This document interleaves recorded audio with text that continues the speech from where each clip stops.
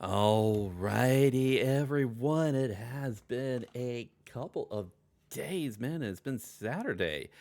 Uh, huh, who knows? Maybe I can consider Sunday and Monday my weekend. Although I'd rather have like the 2 days off in a row from work rather than from streaming. So we'll have to see how things go moving forward. But yes, I'm hoping that you're all having a wonderful, wonderful day. I had a little bit of an interesting day on my day off. But nevertheless, let's go ahead and get things started.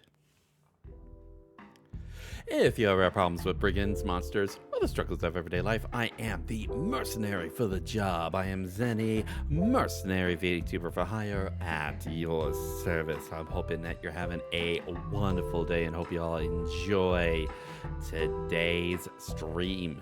Today is Tuesday, and we are continuing our playthrough of Phoenix Wright Ace Attorney trilogy. We are on Justice for All, and last week we got started with our next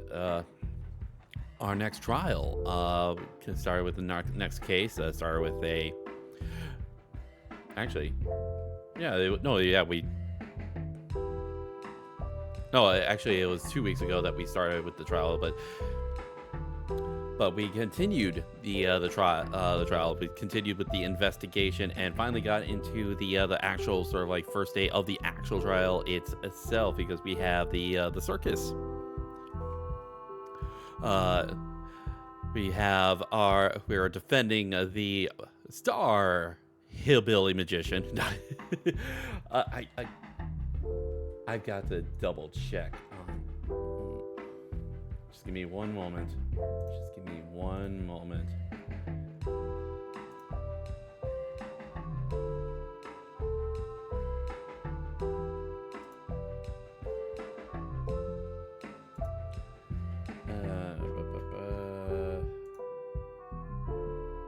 Yeah, Billy Bob Johns is his actual name.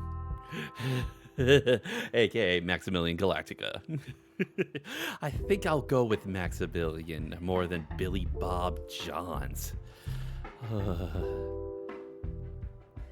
That is as country and hick and hillbilly as you can get. 3 first names. My goodness, were you cursed as a child? But nevertheless, we were able to finish up with some preliminary investigation stuff. We made it to trial. We're once again facing up against Francesca von Kama. She and her whip are getting in some extra work with the absolute madness that is going on with the clown show. Well, actually, no, wait. The clown hasn't even been brought in. The only one other than Gumshoe that's been brought in thus far is the ventriloquist. And normally ventriloquists are not part of circus acts. But yeah, that is actually, yeah, we left off right at what seems to be like a somewhat crucial sort of point in this first first day of the trial, as I believe, if I remember right, there was some stuff that was we had a chance to finally start flipping the narrative that was starting to get set up by the prosecution, as a lot of stuff as far as sort of like the love triangle and possible sort of lies, starting to expose some of the lies that were being talked about. So yeah, we'll have to see how things go. Hopefully we can be able. Well, at the very least, we should be able to get through the first day of trial and get into the second day of investigation. So looking forward to that. Otherwise, like. Just another day off, like this week. After taking a break last week, finally get back into D&D with the evil campaign. I know, really interesting. Well, I would say probably as far as like for D&D campaigns for this particular campaign, didn't do a lot. Like just sort of like get didn't actually make too much progress, although there was some like interesting like story bits that we had gone through, as well as some pretty cool combat moments. But we'll have to see how things go further with that. And yeah, otherwise, just sort of like having chance to. It's always fun being able to talk with friends, especially those that you're in D&D campaigns with. So always a good time. So otherwise, I will say before we get started with how work ended up going yesterday, because I had talked about, as far as now that we are taking Sundays off, I was sort of like talking about like trying to see if we can have like any kind of sort of like developments with work, as far as being able to get Mondays back into the rotation. And I will say, with yesterday with work, things were actually calmer than it had been in previous weeks. And I'm starting to sort of see like a tone shift, as far as like with my specific management, starting to actually sort of like realize, okay, we need to dial things back a bit, as far as like what we expect out of like individual drivers, and me being one of them. And I'm not gonna make any switches yet, but if I'm starting to see sort of like more of the same, we could possibly get Mondays back into rotation.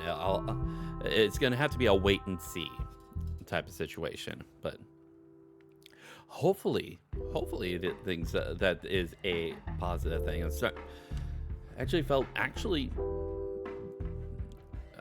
felt kind of good. Like, didn't want to like, I didn't feel bad about anything. Like, it wasn't necessarily like the shortest day. Like, it still took a bit to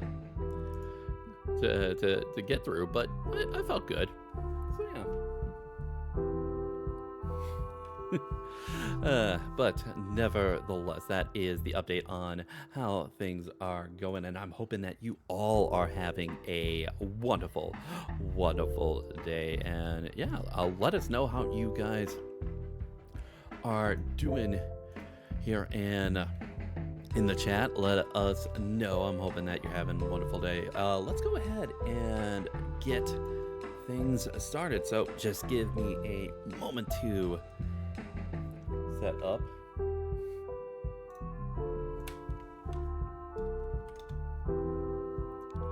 All right. Doing fine, Inky? Glad to hear it. I am glad to hear it. Here we go.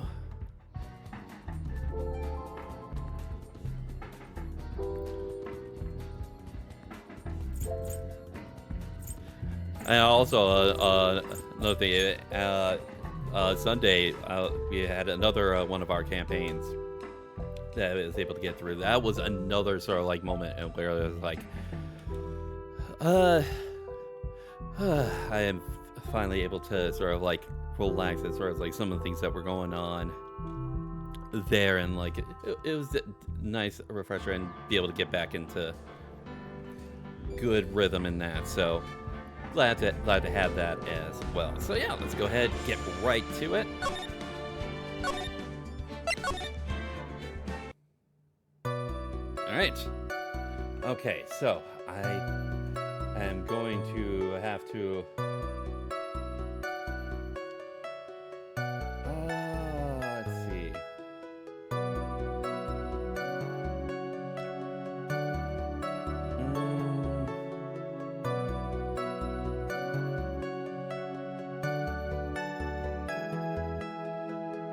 Okay, so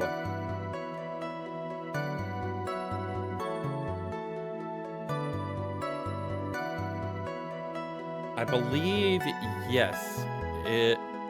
This was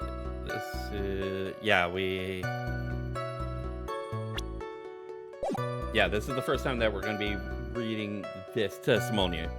Yeah, because I remember we had saved right at the start of this, so I know exactly where we're at. Okay. Don't be so surprised that I was going to propose to Regina. Even I had something to give to her. Kept it in my pocket, waiting for the chance to propose and give it to her. Of course, I also had it in my pocket that night. It was a present for her. In the end, I wasn't able to give it to her, so I still got it in my pocket. You were going to propose? You? A puppet? Don't be so obtuse. Just because I'm a puppet doesn't mean I can't love. I guess you're right. Just because I'm old doesn't mean I couldn't propose to her too.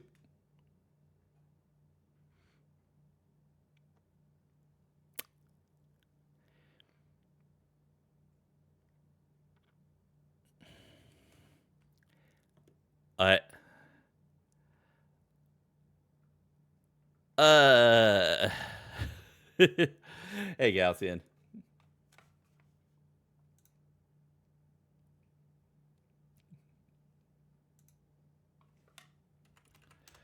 I wonder. What the hell is wrong with you? I wonder. I kind of want to look this up. How?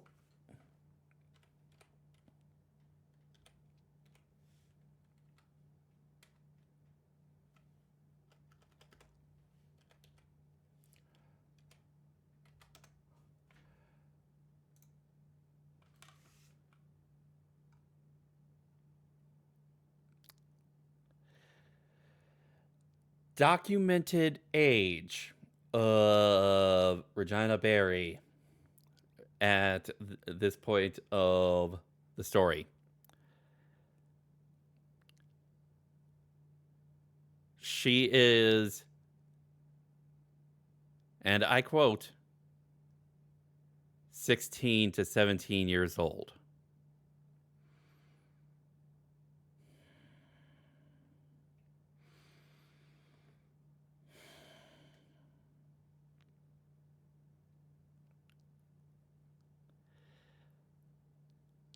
This is all types of wrong, no matter who we're looking at.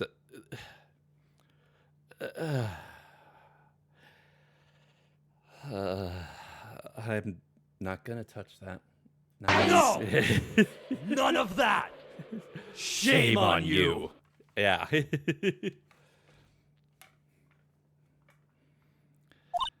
Exactly. His honor is looking a little less honorable right now.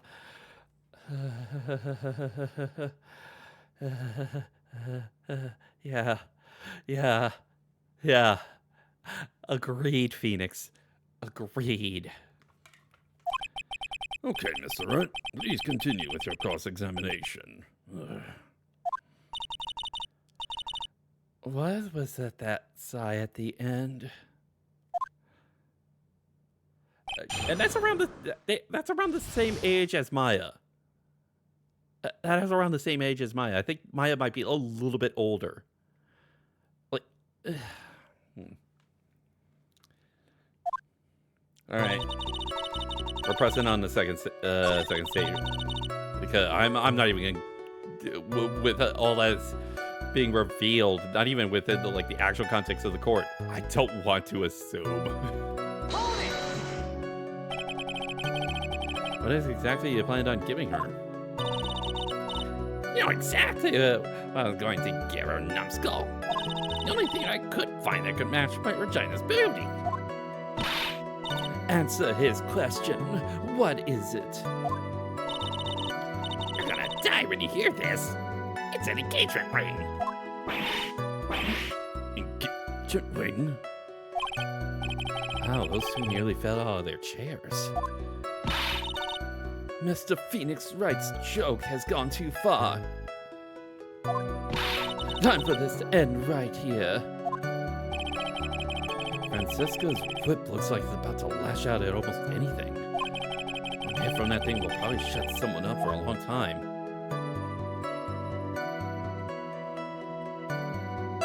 We're gonna push on. It may be something of a joke, but it's a historic moment. The first time that a puppet has ever...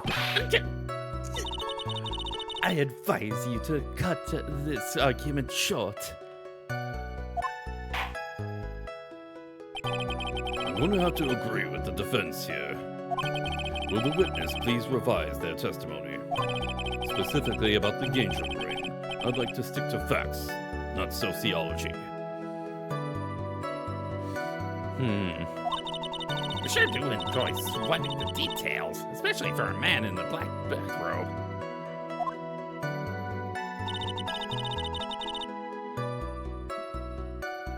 Alright. Yeah, pled on giving an engagement ring to Regina. Alright, ignore this statement and present.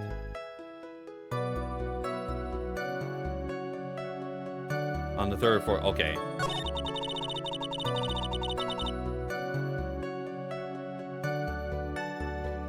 Alright, so... Oh! There's the ring.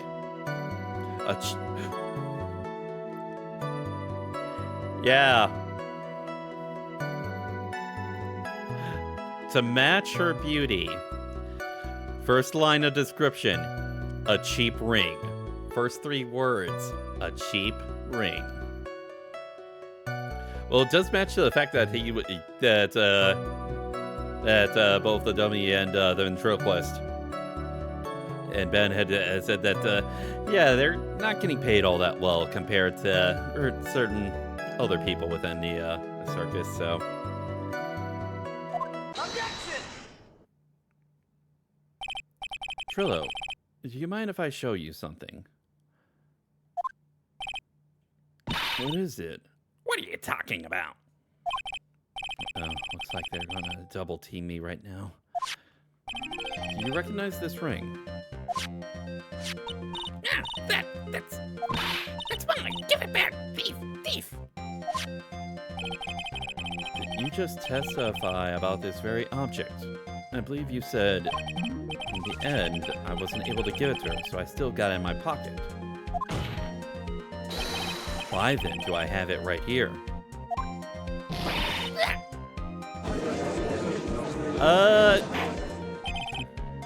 What is going on here?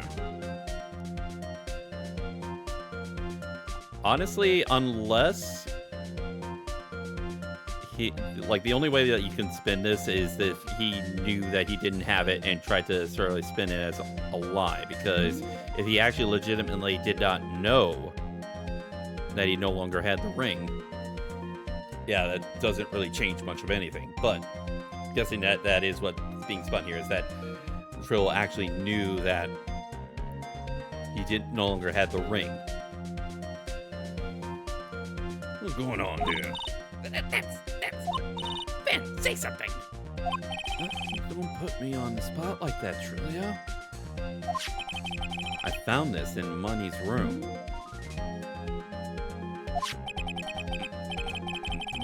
Money's room?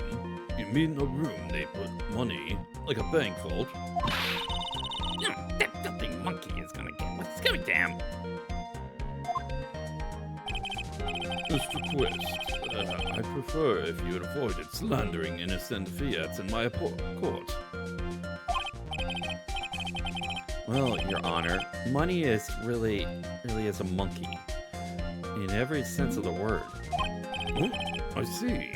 Well then. Money likes to go after the shiniest things that he can find and gather them up. Shiny things? Trillo, when was this ring stolen from you?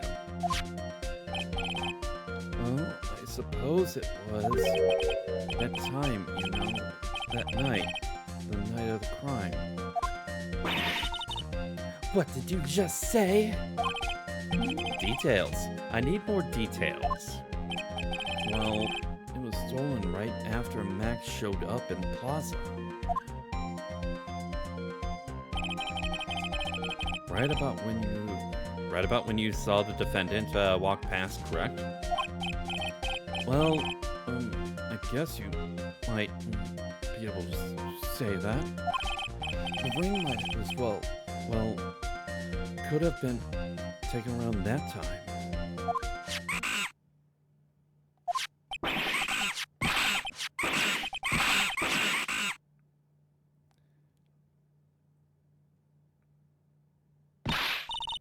Ben, what is it with you? Oh, whatever. It has nothing to do with anything, especially not who committed the murder. It's not for you to decide what it has to do with what. Now, Trillo, back to the topic at hand. I haven't admitted a thing. Not I, Mr. Trelloquist. What did you do when the ring was taken, Trillo? You know exactly what I did. I chased after that ring, snatching monkey money. But you weren't able to catch up with him, were you? It's all this slow, luffy fool come Ben's fault.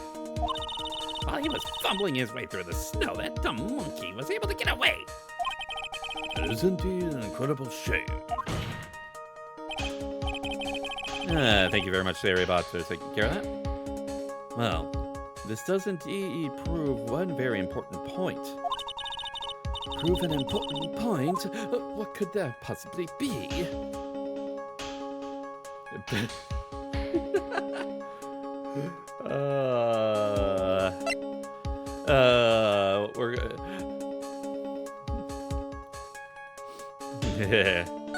We're yeah, there's a test on his testimony. There's a huge contradiction in this witness's testimony. Contradiction? The witness just testified to the following effect. Up until the police arrived, he didn't move from the entrance to the plaza. Yep, that is true. That is true, so. However, the witness just stated that he chased after Money the monkey. When the witness was off chasing Money, there was no one watching the plaza. What is the meaning of all this, Mr. Phoenix Wright? Where are you going with this little theory of yours? I'm saying that there's no possible way that this witness saw the plaza the entire time. That's where I'm going with this little theory, which leads me to my next point. It's entirely possible that someone other than the defendant was at the scene. Well, we know that there is one other witness. Well, then, tell me this, Mr. Phoenix Wright. Do you have any proof that something slipped past this vigilant ventriloquist? Objection! Well, he obviously didn't see the victim, the ringmaster, arrive at the scene. However, that doesn't change the fact that he saw the defendant arrive. The witness is lying. He is blinded by his rivalry with Max. Oh man, that's quite a bit of a back and forth there. Well, the defense argument does hold water. This witness does have a history of animosity towards the defendant. What? How dare you? I wouldn't lie just to get that dork face in trouble. He's not even worth it. I I saw him. No doubt about it. I saw that worthless liar. Well, just for clarity's sake, let's flesh out exactly who you saw that night. I told you so many times. You think you know my story's not changing. Already changed your story, sick boy, and I'm sure it will change some more. Where there is one lie, there is usually many more behind it. Exactly, Maya. That's why we have to keep after him. Yeah. All right.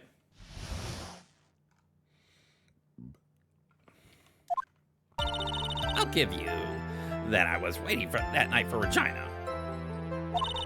That doesn't change the fact that I saw Max in the plaza that night. He showed up after I had been waiting there for about 5 minutes.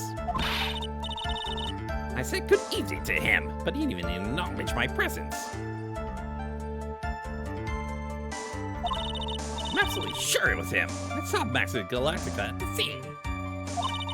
There's no way I can mistake someone wearing those 3 ridiculous symbols. Well, just because of wearing the symbols doesn't mean it was necessarily him. And the fact that he didn't even say anything leads a little bit more credence to that.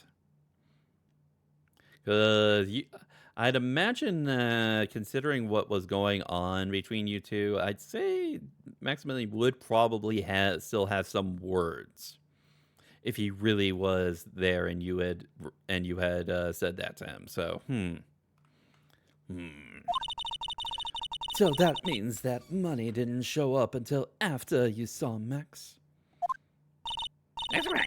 Money ran up less than a minute after I saw Max.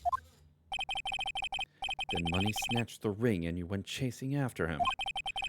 How long was it until you came back to where you were waiting?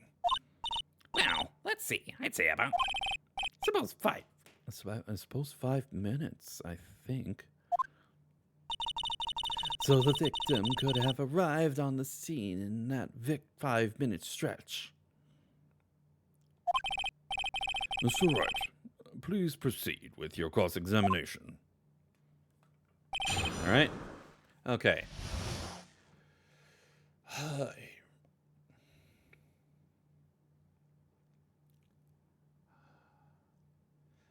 Honestly, I would probably say that we would be pressing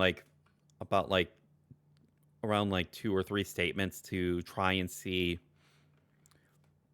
if we can find something in order to utilize one of our pieces of evidence towards this. So that is sort of how I would sort of go at this. So we'll see how. All right.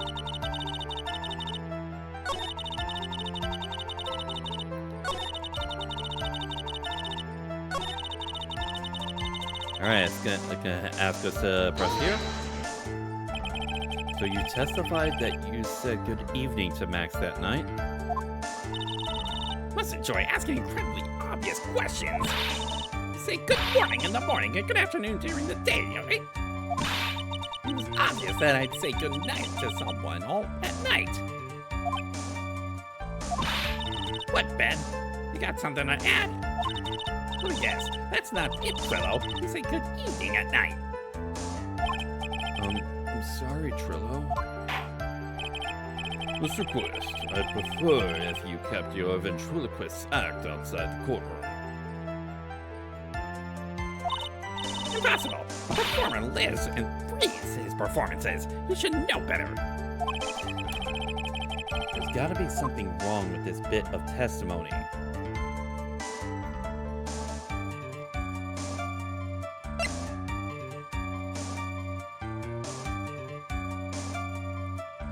Yeah, I'd say, considering the fact that they were having a bit of a scuffle and there's bad history between the two of them, why, if you knew that was specifically Max Galactica, why with such the unintrusive formal greeting?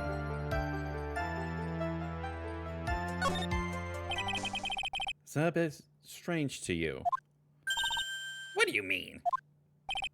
Well, if you hate Max so much, why would you bother being nice to him? Strikes me as somewhat strange. this strike you as strange? Exactly. How is it strange to be cordial to one of your co-workers? Well, if it was simply just being cordial to a coworker, I would understand. That hurt. Maybe you should think of having some proof before your lips start flapping next time. Proof is everything in this world. You should have learned that back in grade school. There's no reason that Trillo would ever say something nice to Max. How do I go about proving that with evidence? Bluffing is everything in this world. I'm sure you already learned that one. Guess I can give it a shot.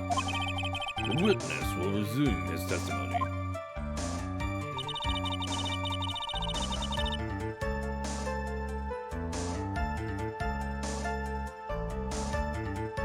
Alright.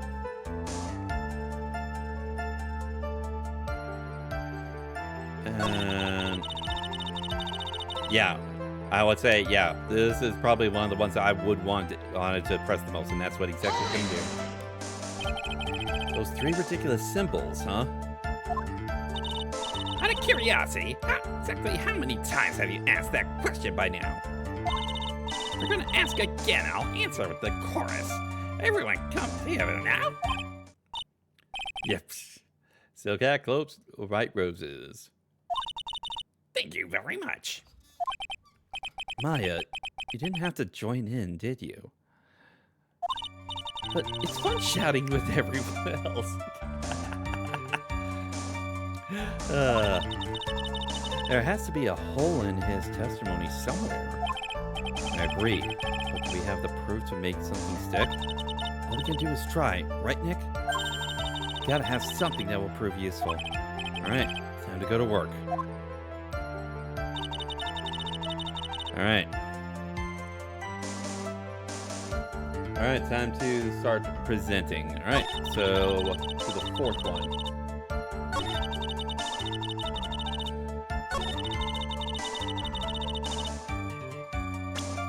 Alright.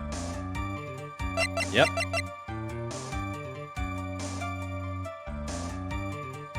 Objection! Trillo, is it not true that you had a fight with Max on the day of the murder?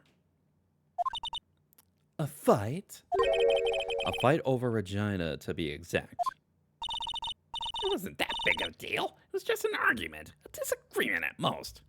A disagreement usually doesn't end with someone getting conked over the head.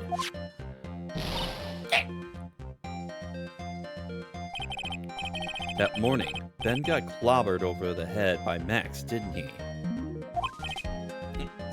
What? Is that an admission of assault and battery? Before we handle that, we should wrap up the defendant's murder charge first. The truth is, on that day of the crime, the defendant and witness had a huge fight. There's absolutely no way they would have suddenly become cordial that evening. Moreover, just consider the personality of the witness on stand. There's no way a puppet this lewd would just up and say good evening to his rival. Objection! Are you saying this witness is lying? We already proved it once before. You can easily prove it again. That he is trying to frame the defendant by claiming to have seen him at the crime scene. I didn't tell a single lie, honestly. I just... That is enough from you, Mr. Quist. Mr. Wright, Yes, Your Honor. let's clarify this testimony for the court. Could you explain your theory about who the witness actually saw that night? He saw a different person. That is the thing that I pretty much was wanting to go for, and yeah, that is exactly what we'll go for. It is my belief the witness did indeed see someone that night. It was just someone else who he said good evening to. What kind of theory is that? The correct one. Furthermore, I don't believe the person the witness saw was Max at all. What? If he had truly met Max that night, there would have been no greeting at all. Which means there's only one proper answer. The person the witness saw that night was not Maximilian Galactica. That is why Trillo made the effort to greet whoever it was that he saw that evening. Or good evening, as he put it. What in the world, you? Will the defense kindly explain who was that Trillo saw that evening then? Well,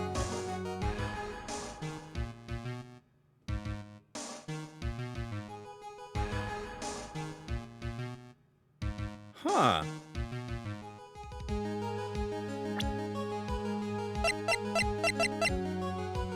Okay, yeah, we don't have, yeah.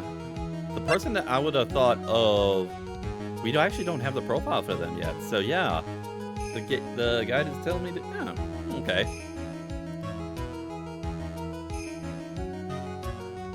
Well, Take that! considering the ill temper of this witness, there's only one person he would greet. Must be Regina. It's Regina, right? She's so cute. No, Your Honor, it's not Regina. If it was Regina, Trillo would have given her the engagement ring as a present. Yeah, I suppose you got a point there. It was Russell Berry, the victim himself, was it not?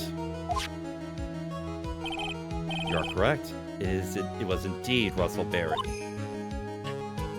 But he's got a little bit of beef with Russell Berry, though. So because Trillo had said that he doesn't get paid a lot. Right now, Max is the one that is getting paid the most. The person you saw that evening was the victim, Ringmaster Russell Berry. That's why you greeted him, Trillo. Isn't that correct? Okay. Answer the question, Mr. Quist.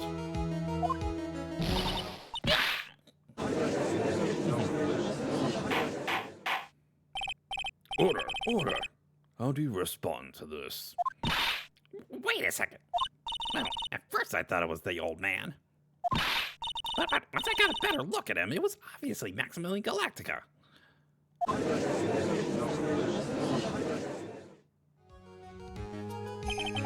I think it's high time that we clear the air about this question. Mr. Quist obviously witnessed a single person in the area of the plaza that evening.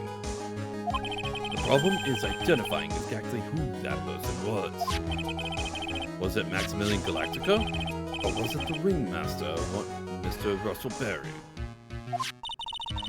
The prosecution argues that it was the defendant that the witness saw that night.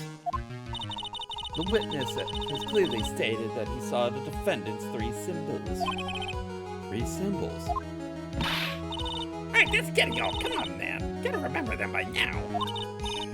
God damn it, you're gonna do it again. Yes, we know. The silk hat, cloak, and white roses. Objection! A silk hat and a cloak. Anyone could wear them. They'd even look good on me. What was that? Well, the witness has endlessly repeated that he saw Max's three symbols. Or, however, how do we really know it was Maximilian Galactica? It could have been someone else dressed up as him. Possibly even Russell Berry. What? Miss Von Karma, do you have clear evidence that the person the witness saw was the defendant? Well, If that's the case, then it is impossible for me to make a judgment at this point. Yes, I think we finally won a point in this one. That is very unfortunate. Huh? You're just a little too excited for your own good, Mr. Phoenix, right? What do you mean by that? You merely established one thing from this witness.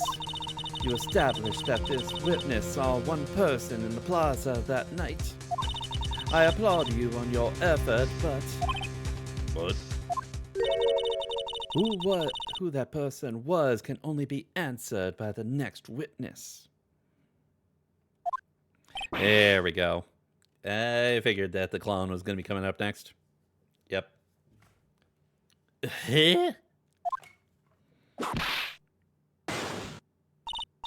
Your Honor, the prosecution will provide, beyond a shadow of a doubt, an answer to that question, and evidence that clearly establishes one thing: that there is none other than Maximilian Galactica responsible for this crime.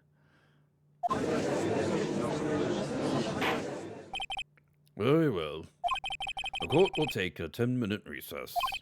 During that time, I request the prosecution prepare their next witness. The court is now in recess. All right.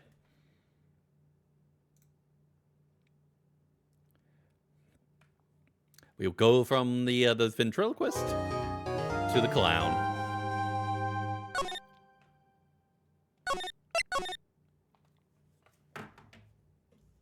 The only sane one in the in this circus right now. All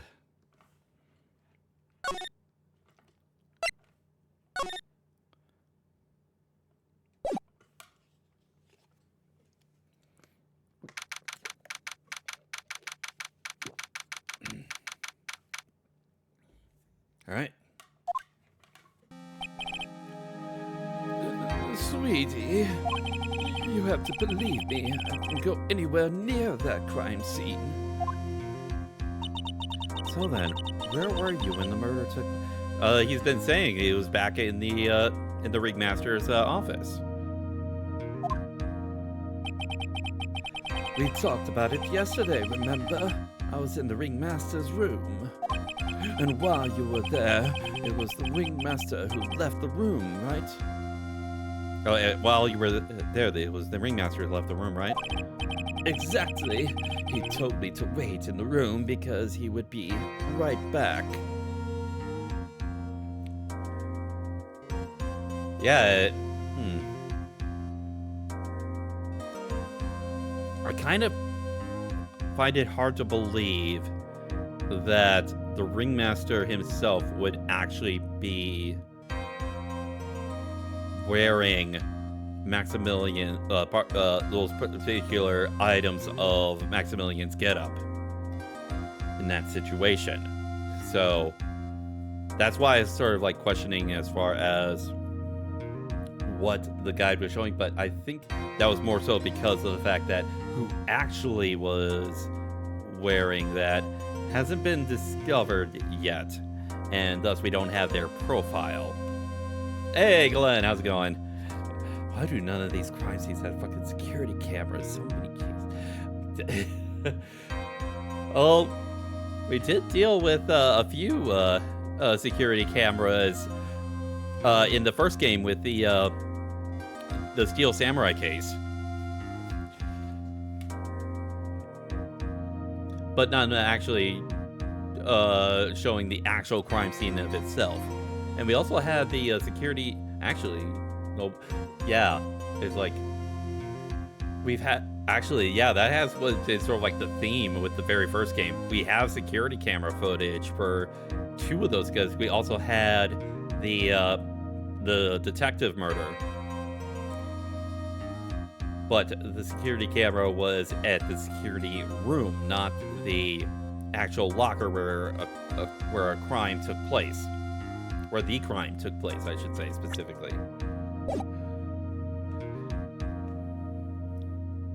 But yeah, how you doing today, Glenn? Glad to see you.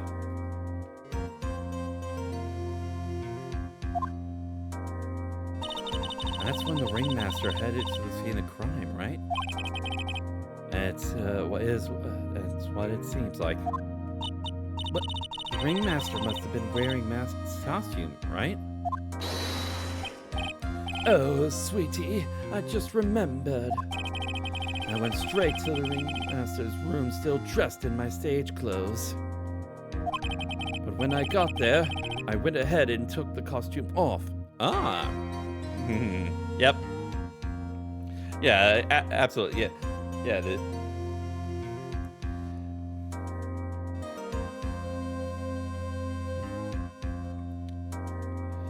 and took the costume off. Which means that the ringmaster could have taken his costume and went out looking like Max. Fabulous! That is a fabulous possibility. Had to do some outward door work before I thought it was... Ooh. Hoping that you're staying safe back inside, but yeah. Well done, Nick. However, sweetie, why would the ringmaster want to dress up like me? Isn't that a bit strange? Yeah, that's exactly my point. As far as, yeah, why would the ringmaster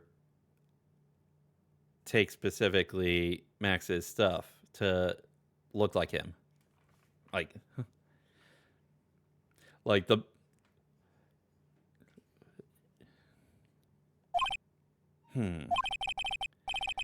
If you think about it, all they found at the crime scene was my silk hat. What about my cloak? Where did that go? Double.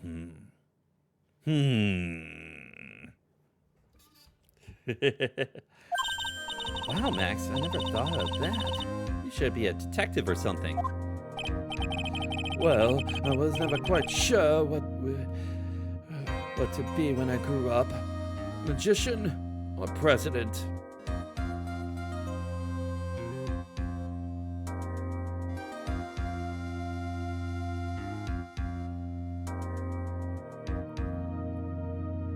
President. With a name like Billy Bob John. President Billy Bob John.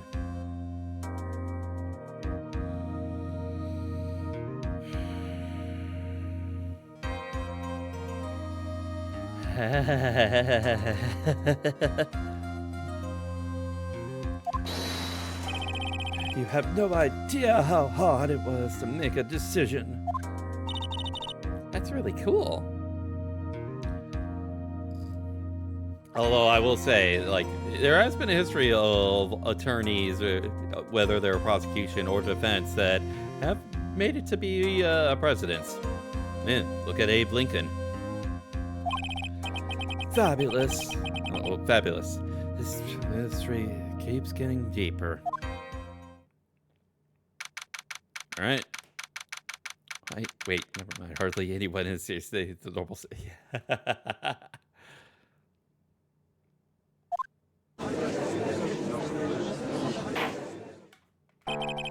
Now that everyone is back, let's get started. Court is now in back in session. Miss Von Karma, please proceed with the prosecution's case. Very well. I will call my next witness. A pitiful clown with the unfortunate distinction of having seen the entire thing. Will Mr. Lawrence Coles please take the stand?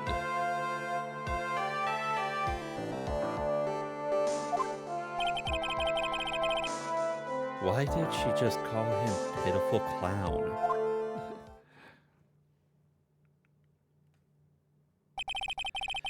The witness will state his name and occupation for the court record.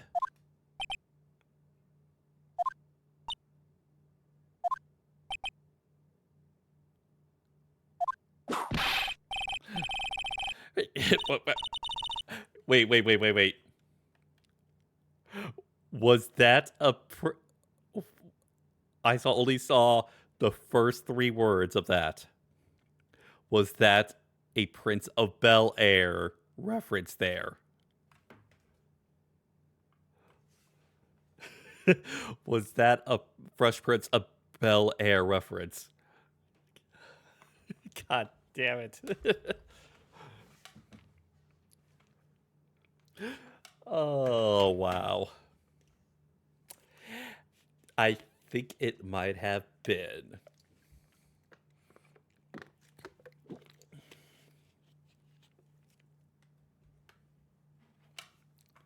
Name and occupation. Will the witness please inform the court why he is speaking in autobiographical gibberish? Oh, I'm sorry. I'm just not used to being in court. Never been in court in my life. Wasn't quite sure what joke would be best suited for this sort of occasion. What in the world are you even talking about? You're in a grand hall of justice, not some comedy club. Since it's easy to see your occupation, please state your name for the court. Oh, yeah, maybe this is a joke. Joke is okay. Mom, do I have to wear my pants? The sign only says no shirt, no shoes, no service.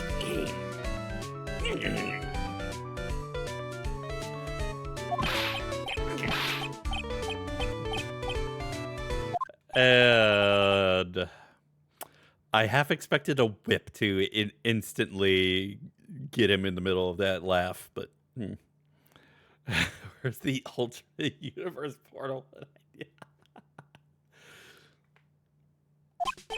Okay, how about this? Have you met my proctologist, Dr. Seymour Butts? How's that one? And there's the whip.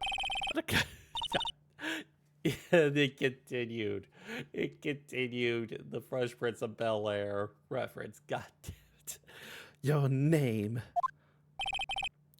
Lawrence Girls. Professor Funny Man, also known as Mo the Clown. You witnessed the scene at around 10:15 p.m. on the day of the murder. Correct? Yes. Yes, it is. Very well, Mr. Curls. Will you please testify to what you saw that evening? A rabbi, a priest, and a rafa. Without the humor, please. A rabbi, a priest, and a rafa. Wow, okay. Okay. Poor Mo can't be normal. His normal stoogy self in court.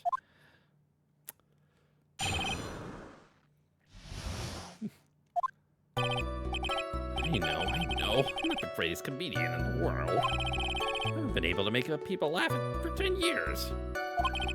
No matter what I say, all I get in return is a vacant stare and a polite applause. Since no one ever laughs at my jokes, I've taken to laughing at them myself. It's a bad habit, but hey, at least I'm trying. Much of my predicament. I'm a clown. He can't make people laugh. Almost useless. I keep trying. I even tried to come up with jokes for today. This atmosphere is very nerve-wracking. I decided to try and make everyone laugh. Seriously, everyone, what do you think of me? What am I doing? How is that? That's not a testimony. That. Well.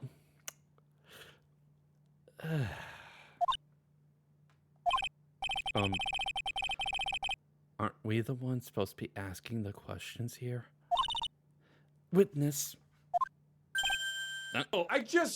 No, it's fine. It's fine. It doesn't bother me. It doesn't bother me. It bothers me. It bothers me a lot. We will witness to your call for help after the court proceedings are over. Thus, please stick to the facts of this case. Really? You'll really hear me out? Well, I'll make sure that one of my staff will be your straight man later.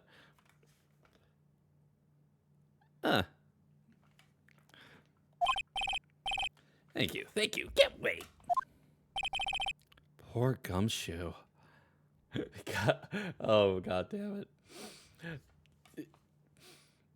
I could see it. I could sense the comedy gold in that. An unfunny clown and Gumshoe. Wow, so much comedy. Oh, I just... No, it's fine. It's fine. It doesn't bother me. It doesn't bother me. It bothers me. It bothers me a lot. Now that that's settled, shall we begin once again with the testimony?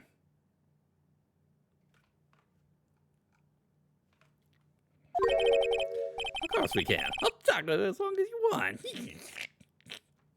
Somehow the clown is the street vendor. Oh my goodness. The night of the murder, after the practice was over, I went straight back to my room. You have no idea how tired I was that night. I just pooped. I thought I'd go straight to sleep, but before I did, I glanced out the window. That's when I saw two silhouettes. They were a bit far away, though. It was the ringmaster, and he was with Max, was wearing his cloak. Kept watching them, and all of a sudden, Max clonked the ringmaster over the head.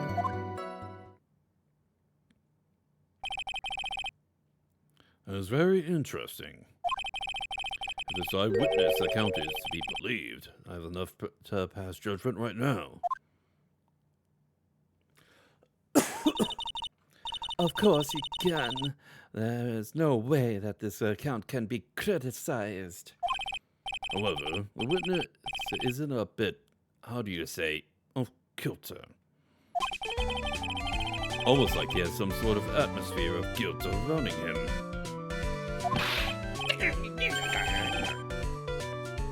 That must be because of my insincere smile.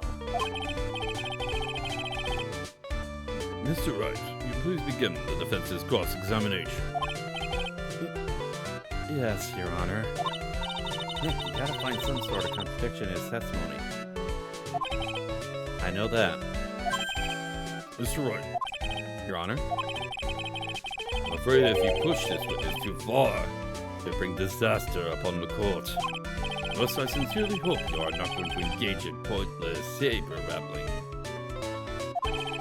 I understand, Your Honor. If you cause this clown to stray from the facts, I'll hold you responsible. Why am I responsible? I'm not the one with the corny jokes. Alright, so I would say, like, the first thing that I would absolutely press on is his sort of like description of silhouettes. Like, how is he supposed, if he all can see is sort of like silhouettes and they were far away, how does he know specifically, other than the like the three items that Max would normally wear, that he would know that it was Max that was the one that clonked the ringmaster over the head? Because we established with the previous witness that the person that was cloaked in there wasn't. It could be very believable, I should say, specifically, that it was not Max that had walked by the ventriloquist. That it could have been someone else trying to dress up like him. So yeah. All right. Okay.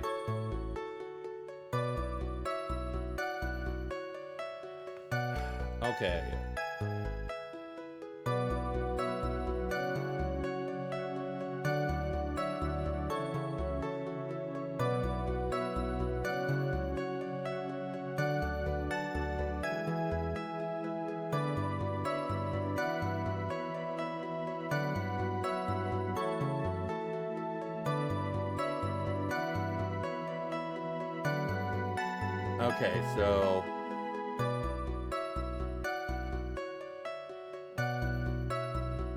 Okay, so looks like we're pressing the first statement.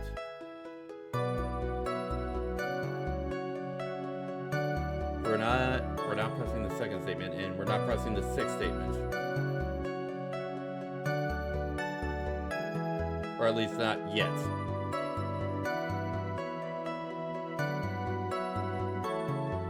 Man, there's a lot going on with this.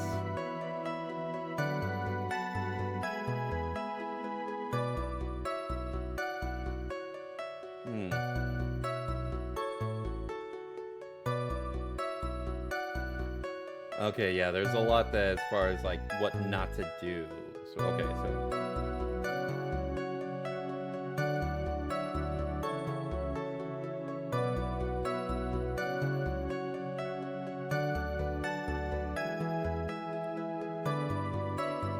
okay, so we're present on the third statement. Hold it! You just happened to glance out the window? Say that. Could always say I peeked, stared, glimpsed, peeped, eyeballed. Mr. Curls. Oh, I guess citizens aren't allowed either. What should I do? I wonder if I can press him further on the issue. We'll keep pressing. Yeah. Exactly why did you look out of your window that night? Why? Why? Cops don't need a reason to look out their windows, do they? That's not what I meant. I meant that, well, when we spoke yesterday.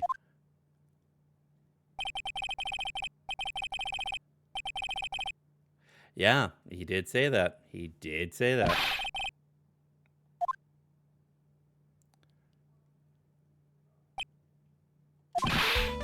Oh yeah, forgot about that. Forgot? Your Honor, the witness looked out of his window upon hearing a loud sound. He did not just simply glance out of his window that night. Yeah, that's right. Forgot to mention that, didn't I? That is not something you just forget to mention. Yeah, what she said.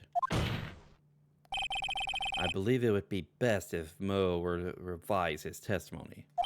Very well. Mr. Curls, please revise your testimony. Yep.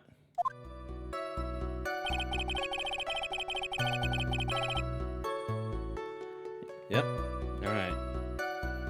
We are pressing on this one. Hold it! What was the sound like? Well, I guess it kind of sounded like, I guess you could say. Mr. Curls, may the court remind you that humor is unnecessary. Oh, no, that was gonna make a joke. I guess that the sound sounded like, it also sounded like someone getting hit with something very hard. Yeah, I guess that's what it sounded like, honestly. Someone getting hit, huh? But then, you went, looked out the window and you saw... Alright. Alright. Okay, so this is the moment where we can start pressing on. I kind of want to press on this, but it says to go to 6, so...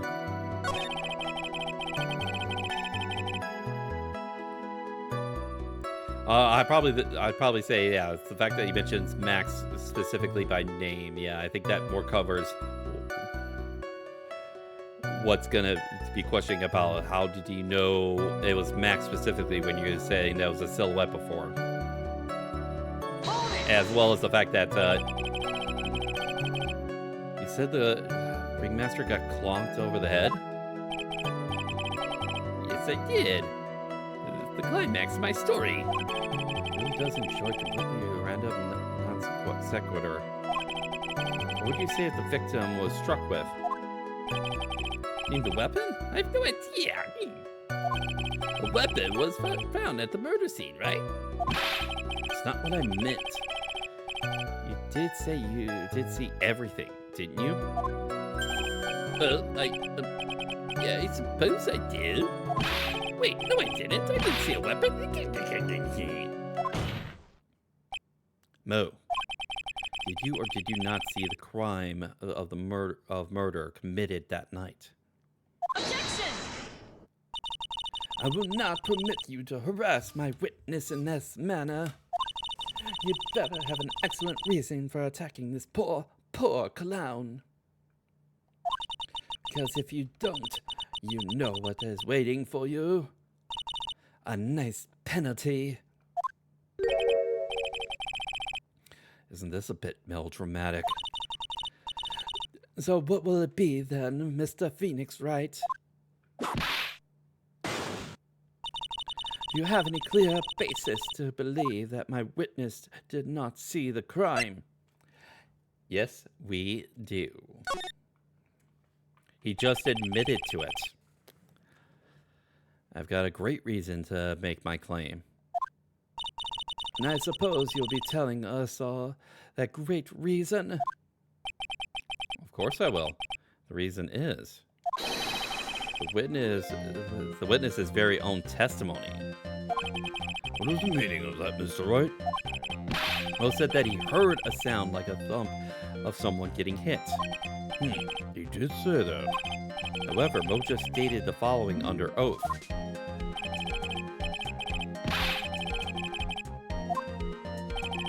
If Mo is to be believed when he says he looked out the window upon hearing the sound, there's no way he could have seen Mac clonk anyone.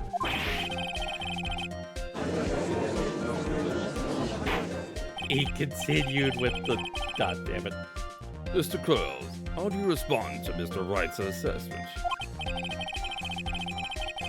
Didn't commit these crimes properly escaped from the maximum security clown car.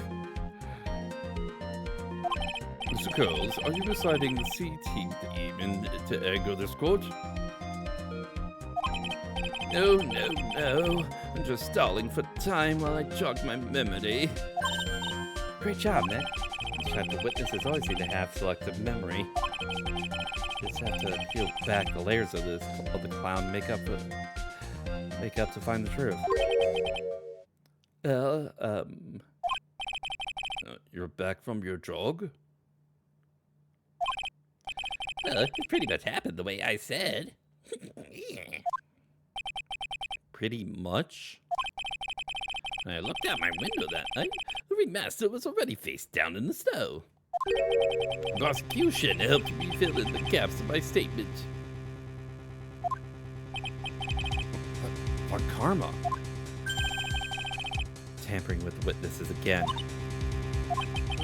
Well, now you are saying that you did not see the defendant clock the ringmaster. Yes. When I looked out my window, the ringmaster had already checked out. Checked out?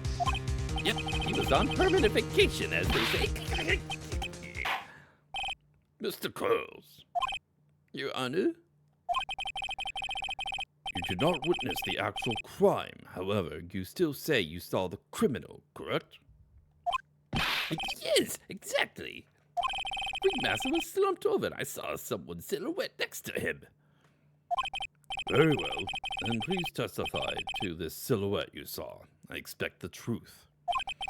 And if I ever catch a hint of a joke from you, I'll put you in a holding cell until you learn court etiquette. Got it? Got it. Let's count how many jokes that he makes after this. And the judge doesn't hold him in contempt of court. I will... Actually, you know what? Why don't I do this? Prediction time.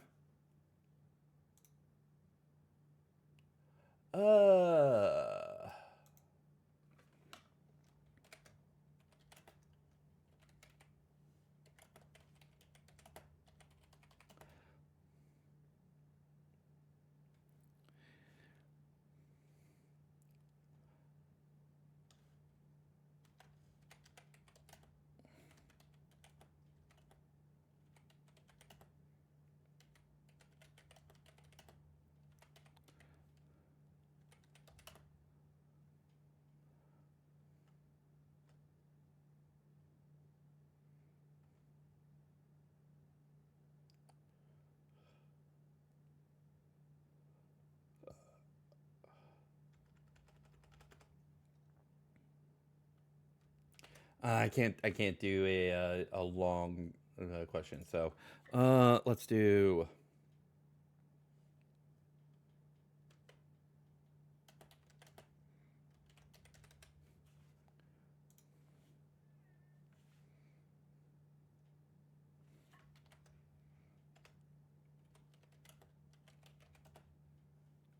All right.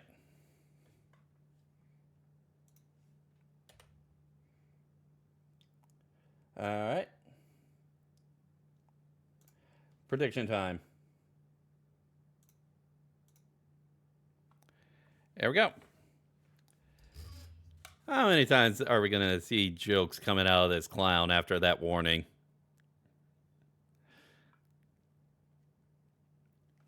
All right.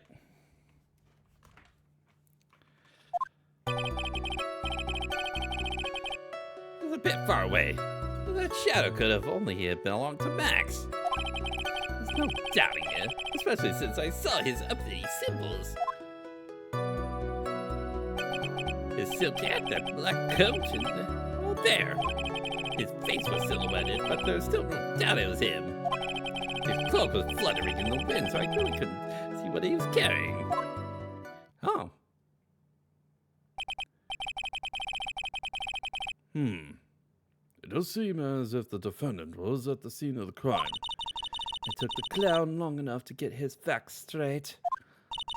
But whatever, this should finally be good enough, yes? It is decisive testimony. Not really. Was Max really at the scene of the crime that night? He said he wasn't there. We have to believe in that. All right, Mr. Wright, commence your cross-examination. Ah, wow. So, I guess he actually gave a straight testimony for once. Although, I'm not sure as far as what to say for anything else that's about to come up. So, at the very least,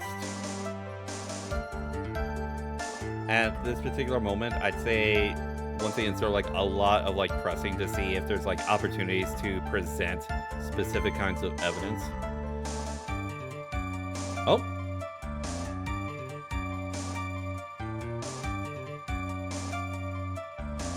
Wait a second. Okay, I'm...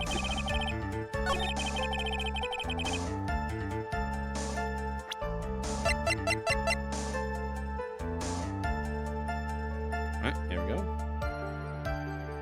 Objection! You say you saw all of Max's uppity symbols. I suppose so, said Cat in the cloak, right? Oh. Everyone knows that Maximum Black has 3 uppity symbols. 3 symbols? Yeah, everyone get ready. All together now. White roses. Who cares if he knew that there were 3 or not? He saw what he saw, and he saw the 3 symbols. He just forgot to mention one. Isn't that right, Mo? Pie got he actually said the actual decimal for pie. There we go. Why the hell is it my job to basically do everything in this game? Silence, fool! You ought to respond with the whole truth, no fractions. Long karma. Is that supposed to be a joke? Of what kind, sir? Yes. Order, order. Mo, you didn't see the roses, did you? To be honest, there weren't any roses on the person I saw. Objection! The crime scene was dark. It's obvious it was too dark to see that kind of detail. Objection! But the witness said he was able to see the silhouette of the criminal's face. Not to mention that the roses are white. There's no way he could have missed them. Objection! Then the roses must have fallen off when the defendant assaulted the victim. If that was the case, then the police would have found them near the crime scene. Mr. Wright, are these white roses truly material to the facts of this case? Clearly not. He is just toying with this court. Got her on the ropes now. These seemingly insignificant facts never fail to lead me to the truth yet. Someone is toying with the court, but it's not me. Your Honor, do you recall Trillo's testimony?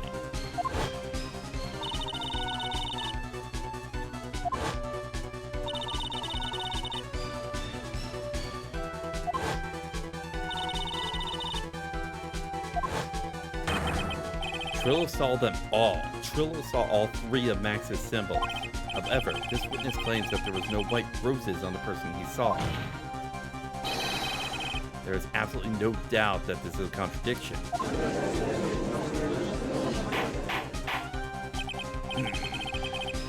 Now, what am I supposed to think? One is supposed to disregard the pointless, but this... Judge, forget the roses. Think about his other testimony. The witness has stated without a doubt he saw Maximilian Galactica. Nothing else matters. Wrap up this case now. Your Honor, it may be trivial, but it does cast doubt on the prosecution's case. Frankly, I have my doubts about this witness. It seems that, unlike wine, the witness has not grown more mature with age. Not mature.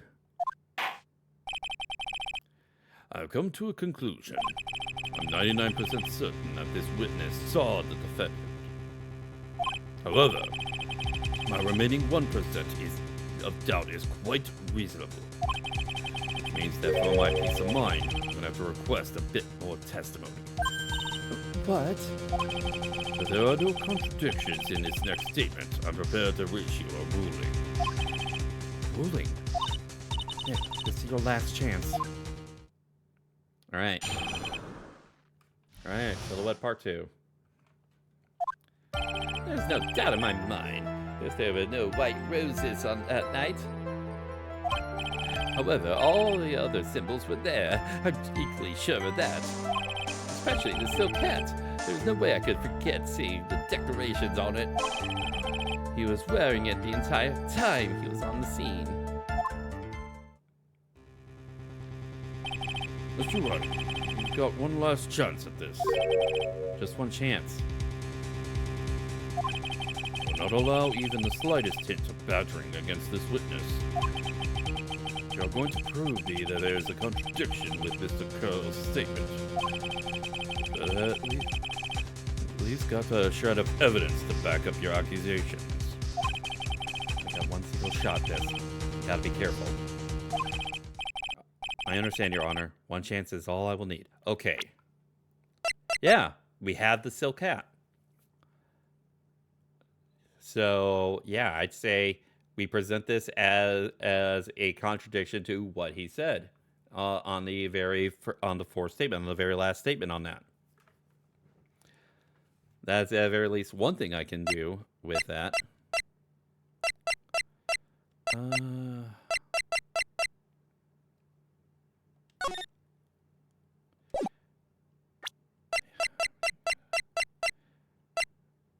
Yeah, there's nothing else I can really utilize, so yeah.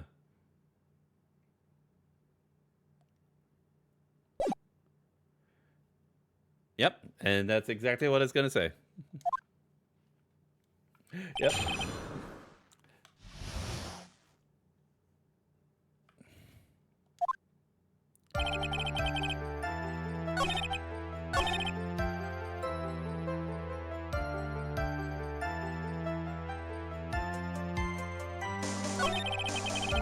And present. Objection! This wouldn't happen to be the silk hat you saw that night, would it?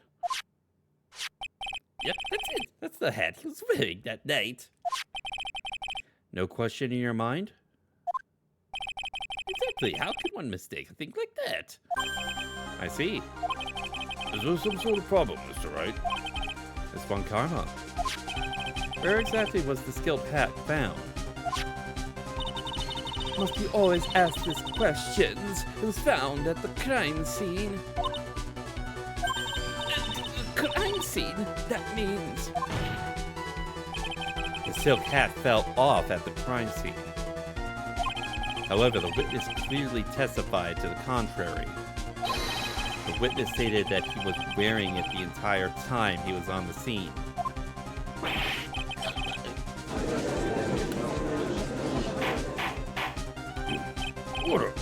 Order, Mr. Claus. Yes, Your Honor. What is the meaning of all this? Are you old enough to know better than to behave like this in court? It's not just right, it's so harsh.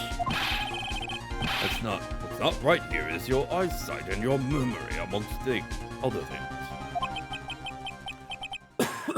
I need water. Why are you being so mean to me? What did I do? Ah, there we go. Let me guess. You just didn't like my jokes or something, right? You didn't have to go and insult my eyesight or memory. They're both great. Seriously, why? Just because you're so strict? He's going ranting. He's ranting. A clown just blew up and ranted. Enough of these childish outbursts, little girl. Who do you think you are? I saw him. I swear I saw him. It was Max. Even if he didn't have his roses, he was still wearing his jumpsuit hat. I'm telling the truth. He's turned into a bratty little kid.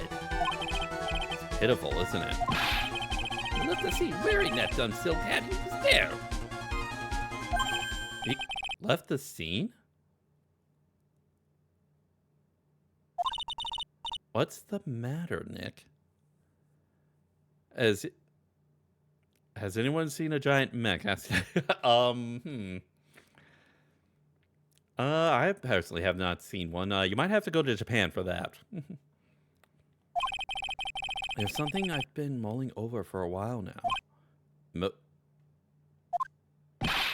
What do you want? You just said that he left the scene.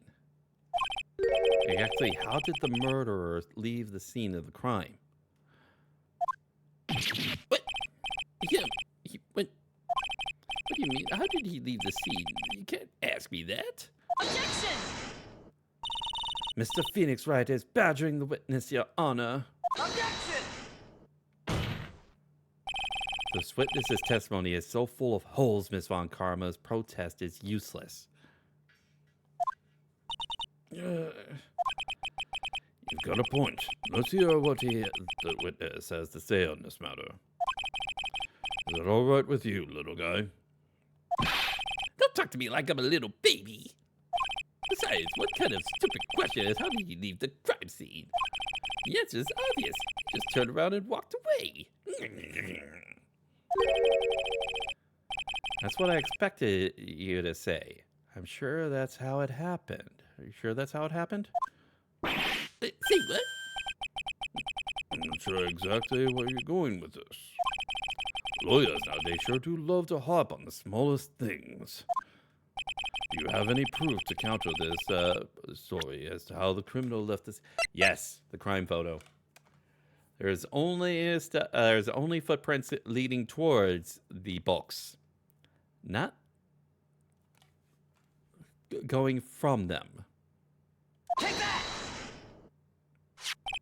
Look at this picture. The problem is the footprints in the snow. Footprints? In this photo, we can clearly see the footprints of the victim. However, where are the criminal's footprints? They aren't there.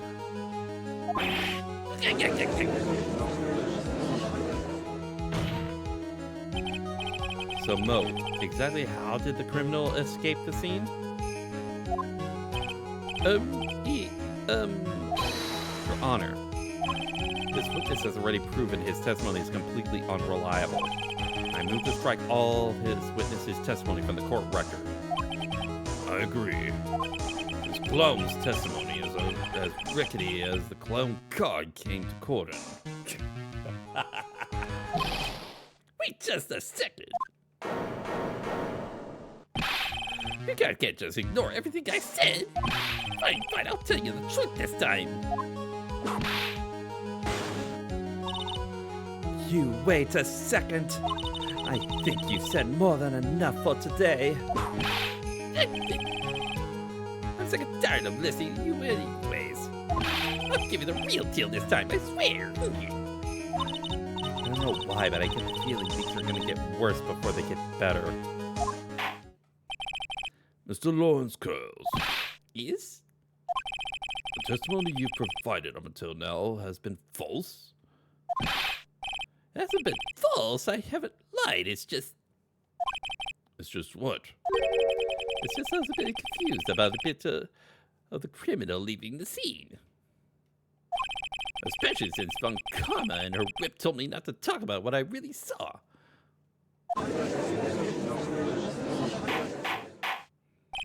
Order, I will have order.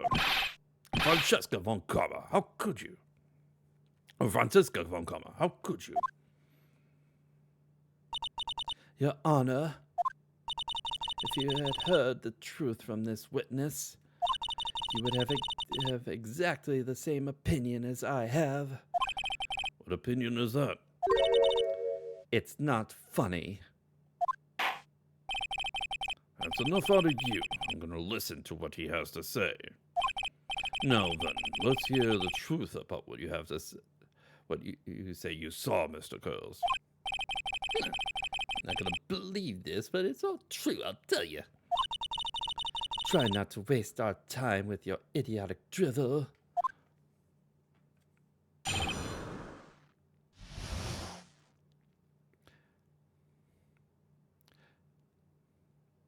You're playing some Trails of Cold Steel there, Gaussian? Considering the fact that you are specifically naming Valimar? Now it's the time for the next segment. Knows. Everything that I said up until now has been the truth. When I looked out the window, Big Max looked down and Max was standing above him. He wasn't wearing his white roses, but he was wearing the silk hat. That's what I saw.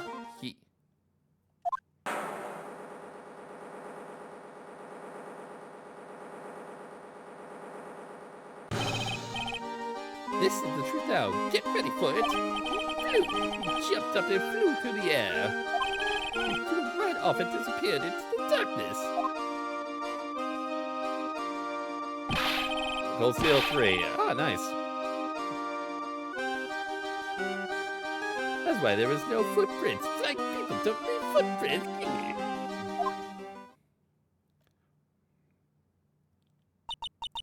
I told you it wasn't funny.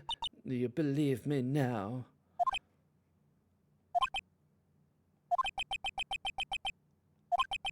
Well, that was, how do you put this into words?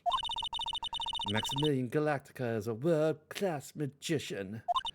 But to leave the scene of the crime by flying, there is no way that actually happened. You are right. Why is he right? You believe the other witnesses? Why would you believe me? Especially since it's the best part of the story. To be honest, it's the first time I've ever heard of a flying criminal. What do you think about this witness's testimony, Mr. Wright?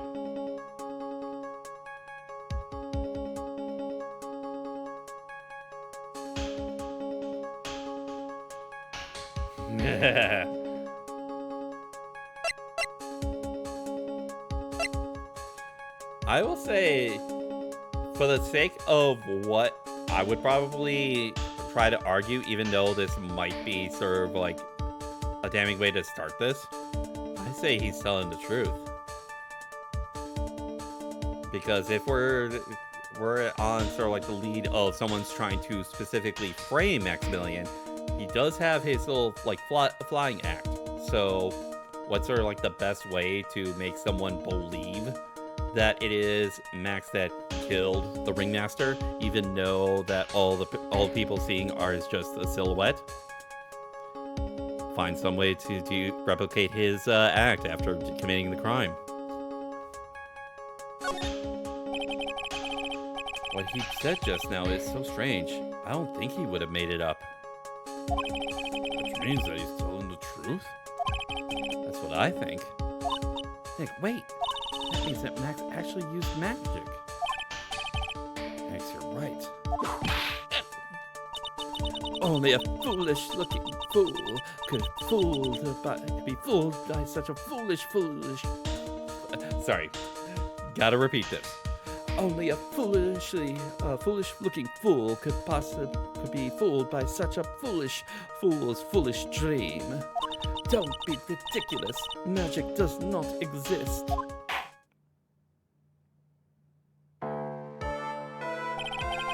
I suppose I will let you all in on my thinking regarding this matter.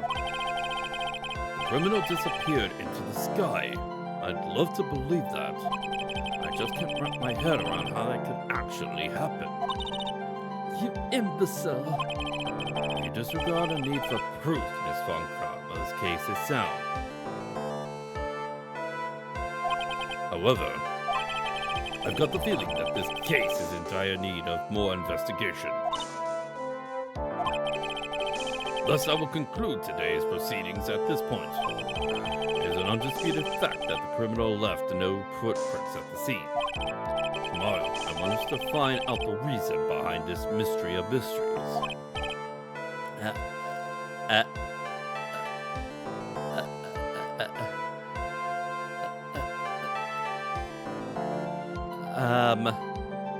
How?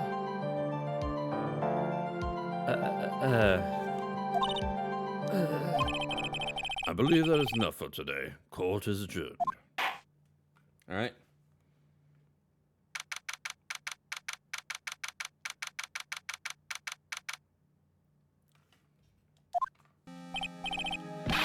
Hey, sweeties, what in the world is going on? That's what I want to know. They say the criminal flew off into the air and disappeared. Max, I can't believe I'm asking this, but you didn't fly that night, did you? You know I didn't mean to. I know you didn't mean to ask you such a fabulously stupid question. I can't fly whenever I please. It's not that easy. But it looks so effortless for you on stage. It's not that simple. I'm not actually flying on stage. I use invisible wires and have them hoist me through the air. Wow, you just told me the secret to your magic. No, I broke the first rule, the cardinal rule, the only rule. I'm sorry, Max. I made you break your magician's creed to never reveal the secret to their tricks. Nick, what do we do now? All we can do now is hope we find the flying criminal in court tomorrow. Great idea. Let's do our best and catch this sucker. Okay. So, considering sort of like the facts of the case thus far, we can obviously, despite any kind of like possible motivations Ben and Trillo would have against Max, at this point, yeah, we can obviously strike him off of any kind of suspect list. And obviously we can strike Mo the Clown as a suspect as well, because obviously he witnessed the aftermath of the crime.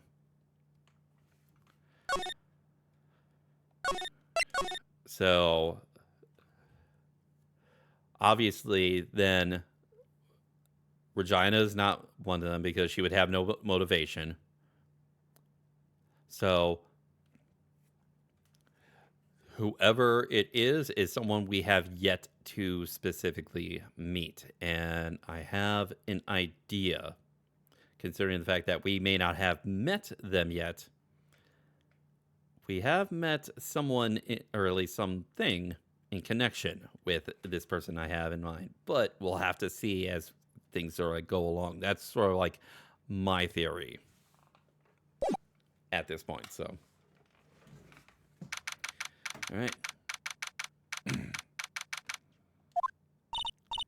Nick? What is it? I got a confession to make. I'm terrible at figuring out magic tricks. Magic tricks? Yep, magic tricks are, by their definition, tricks, right? I can never figure out the tricks when I see them. That's because the tricks are performed by pros. They do it so you can't guess the trick. But the trick Pearly you showed me was incredible. Pearls did a magic trick?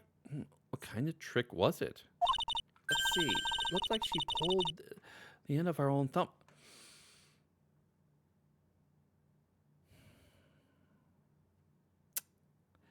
That's one of the oldest ones in the book.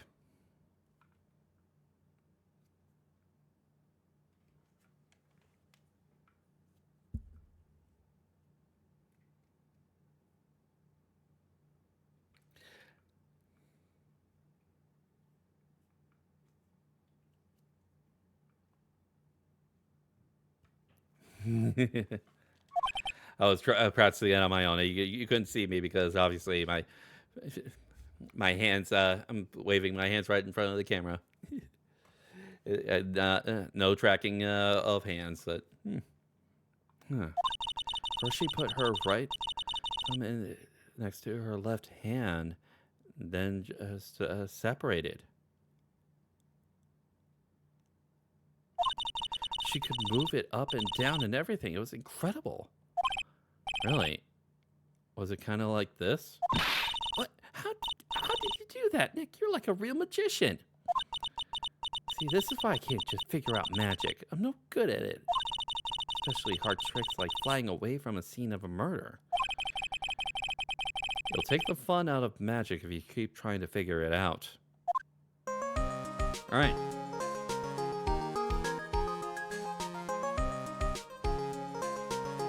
All right. Yeah, we can talk to her. So I don't see any way out of this. We're stuck between a rock and a hard place. There's no way we can solve the mystery of a criminal flying by tomorrow. I was thinking, do you really think the criminal flew through the air? The only one who thinks that is Mo, right? It says that he saw it. That's true. Mo looked awfully serious when he said that. Do you think he might be trying to frame Max?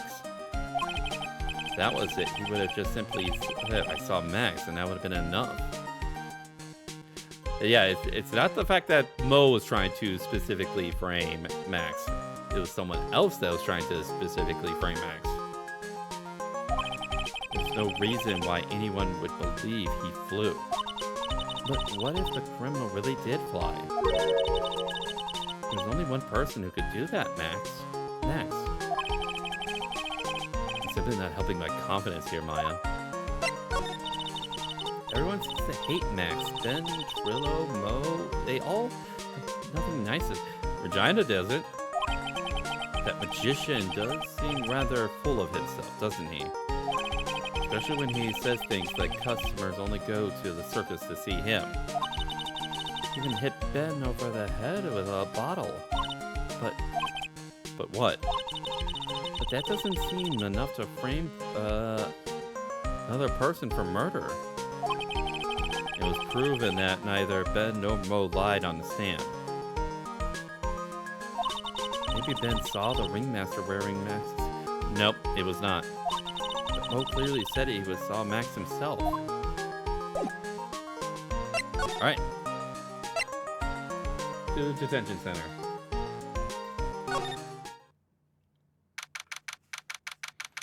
When this trial is over, I'm gonna to a bar, and I'm gonna drink an entire.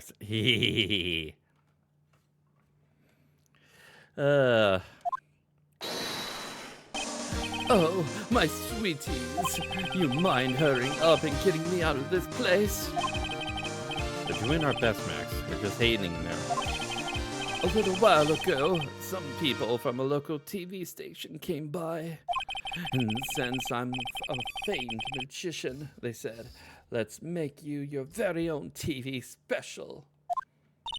Really? What kind of TV special? Maximilian Galactica, the great prison escape. It would be aired live.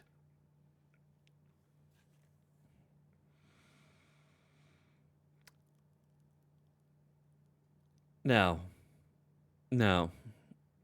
just no. Hey, it sounds like it would be an awesome. No, it would not, Maya. But if I do the special before I'm acquitted, they'll never let me out of here for. Thank you. You actually have some sense about you. You actually have some sense about you. Thank you. Well, it'd surely be an unnecessary addition to your troubles with the law.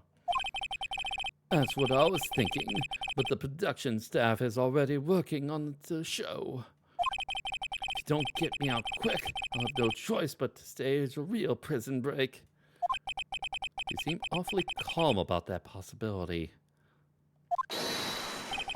I'd have no choice. It would be a contractual obligation. That's show business. All right, time to talk to you.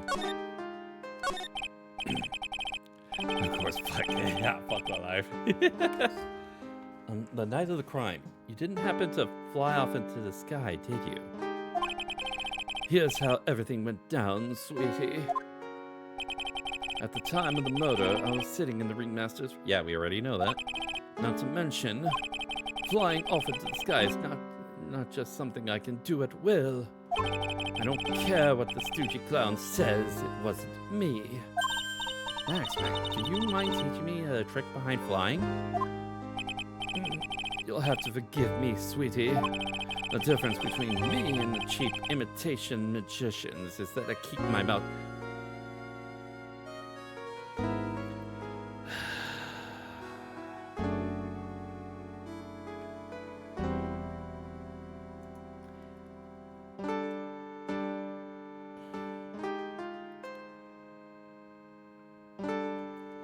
No, just... You're not saying this. You're not. No, I need another drink of water. I need to look away for a second, see that he's not actually saying. Nope, he's still saying it.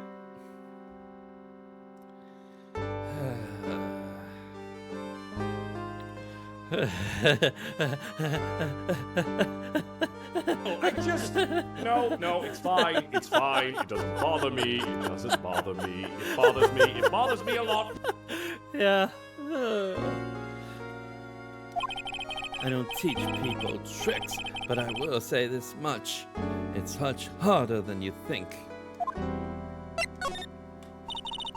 I wasn't thinking about this in court today. I've got a favor to ask you. Anything for you, sweetie. Be friends with the other performers in the circus. Fabulous! A great joke. Why would I be friends with a bunch of hacks like them? But... Oh, I just... No, it's fine. It's fine. It doesn't bother me. It doesn't bother me. It bothers me. It bothers me a lot. I am going to grow insane. I've won the world stage. I've won the International Grand Prix. International Grand Prix? Performers should always look to perform on a world stage. But the performers at this circus are completely and utterly devoid of ambition. And that is something that I simply cannot tolerate. Ambition, huh? I'll think about what Max just said rings true to my ears. Oh my sweeties want to hear about the Grand Prix, don't they? To be honest though, I've told the story like 100 times already, so it's a bit boring. I'm so sorry to make you tell it again. You must not have heard me. I'm really sick of telling this story. But what can you do? I'm Maximum Galactica. I suppose I can tell it again. Voila! Here, take a look at this. I just happen to have a picture from the Grand Prix with me. Just look at that fabulous stage. That's the first stage I ever flew on. I flew right over the audience. The crowd erupted into applause. At that time, I thought to myself I could die right then and die a happy man. I'll never forget how I felt that night. The emotions, the acclaim. Wow. By the way, I think everyone who is a performer should get to experience that feeling. I just wish I could explain that to the other people in the circus. That's incredible, Max. I want a trophy too. Hey Nick, how about you buy me a trophy? That's not how you earn a trophy, Maya. My sweeties, you can have this picture of my triumph. Just make sure you show it to all the other members of the circus. I get it. Please get out of my purse. I need to play this. Yeah, I feel like I need a pothole mouthwash trying to.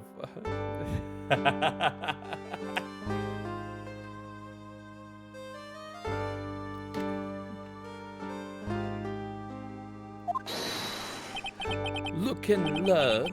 That's what you should tell them. Learn how to get thrown in jail? Alright, the Grand Prix photo, huh? Alright.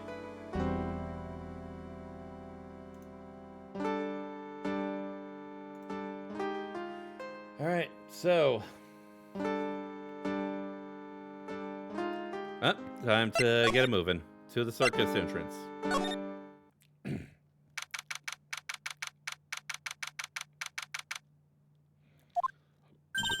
You hear that? It sounds like two people arguing. Ben and Trillo, huh? All right, let's do this. Are you ready? Yes. Wait. Quit your whining. Let's just give this a shot already. All right. All right, let's go. Row, row, row your boat. Row, row, row your boat. What are you doing? Gently down the street. Come on, you know that. I'm trying my best. But Trillo, it sure says it's gonna work. You enjoy saying dumb things. You're going to have to be on your own someday. Run away! If you get to handle something as simple as this, what are you going to do then? Hello, Ben. Hello to you too, Trillo. What are you doing here? Didn't you see we're on a secret crash training course? I'm sorry. Secret crash training. Whoa. Yes, Trillo wouldn't give up until I said we try out his idea for a new routine.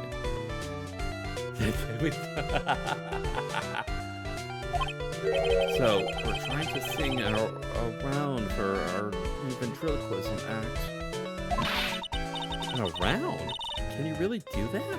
That's incredible. See? Even when they were surprised by the idea, I told you. You're not the only ones. You even surprised me with your idea. Once we got a grip on the basics, it's just a matter of practice. You think so? Oh, I almost forgot. I wanted to give this back to you. Ah, there it is. Now that I got this ring back, time to make one more shot at Regina. Alright.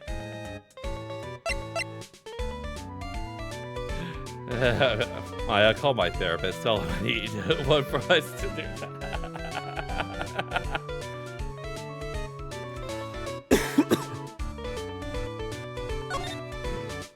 Right. I know that you already testified in court today. You want to talk about what we saw, right? Yes. Well, at first we thought it was the old man. Just looking at his walk and how he acted, right, Ben? Oh, yeah, that's right. When we said hello, he didn't even get a reply. Not to mention he was draped in those gaudy symbols. What would you have thought if it wasn't wearing those symbols? What do you think, Ben? What? Oh, I guess I would have thought it was the ringmaster. Something isn't adding up here. I wonder what they really saw. I was hoping I could ask you about Regina. I'm completely serious about her. That's why I'm waiting for her even now. Really? That's so sweet. If you really wanted to see Regina, shouldn't you check out the tent? Yeah, you haven't got a clue about things, do you, sweetheart? Huh? Waiting like this is part of being in love. How so? If you had a clue, would you know that waiting is such a sweet, wonderful torture?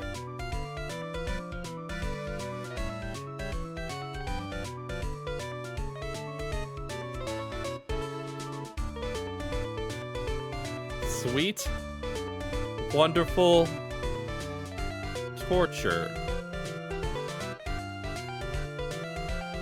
Not touching that with a 10-foot pole?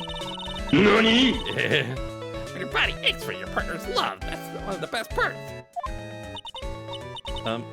Yeah, I knew that. Poor Maya, she's so red she looks like a fine ripe tomato.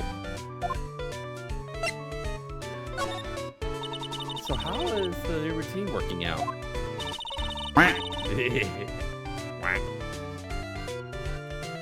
We can just take a chill pill already. Our routines are secret. We're gonna take ventriloquism world by storm. It'll be a real revolution. That sounds incredible. But let me make one thing clear. We're not going to take on the world just because that jerk said you should. That jerk. Miss Galactica. Performer should aim for the world. Who does he think he is? Trillo, you seem to really be fired up about all this. He needs to realize that he isn't the only one who can conquer the world stage. Oh boy.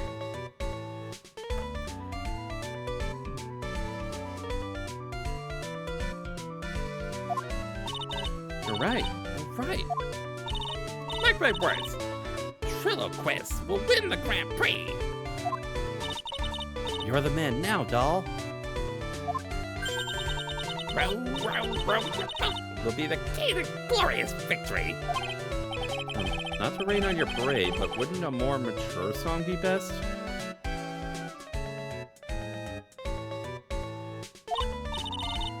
Hey, you gotta get somewhere. Start somewhere, right? Don't screw this up. You gotta be part of this too. All right. All right. Time to move.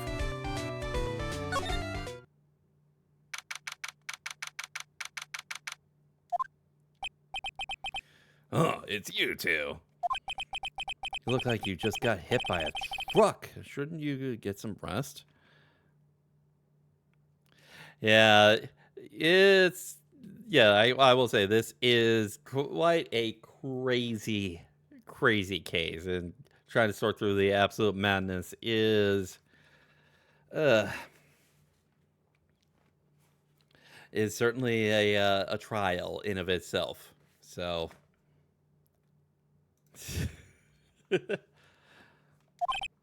I'm taking a rest right now, pal. I've been listening to some crazy clown's life story. Miss Von Karma told me to come down here and do this for her. yeah, I figured as much. 07's for the one real man here.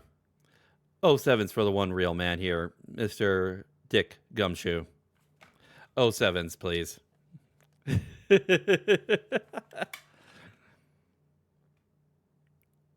Yep. Yep.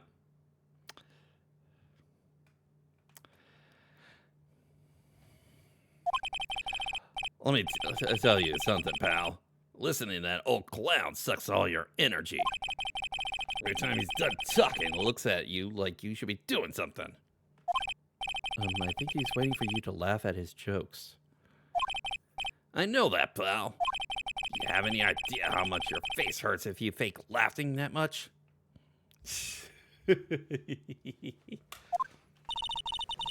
Francesca really set you up bad this time, didn't she? You know what? The true villain in all this is Francesca von Karma for having to put Gumshoe through this absolute torture. We will never forgive her for her crimes. She must be punished with. She must be sentenced to capital punishment right now.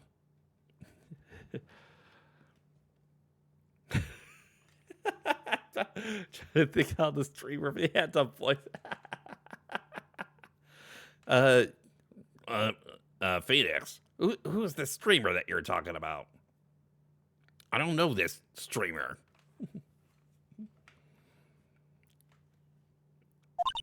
If you ask me, she should be listening to Mo herself.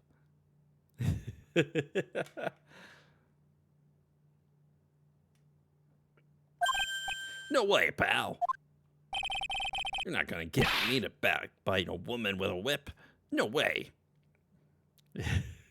It's a super holy eye. Why are you defending her? Prosecutor Karma's always got her eyes on us. Every time you definitely don't want to show her to show up, poof, there she is. Cool, didn't that?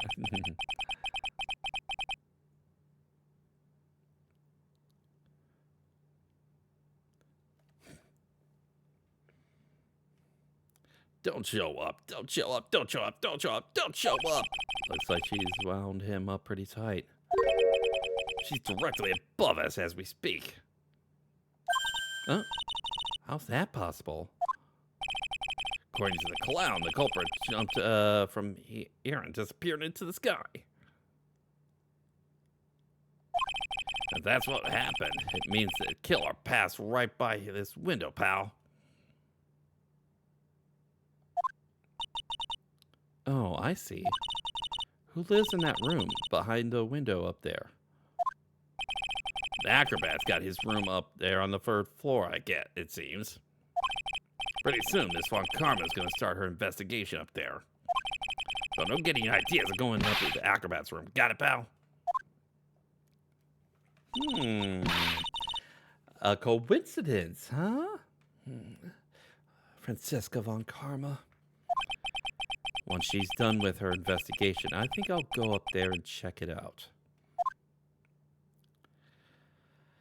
How much you want to bet she's going to find certain articles of stuff and going to take it, and we're not going to be able to make use of something possible evidence. So,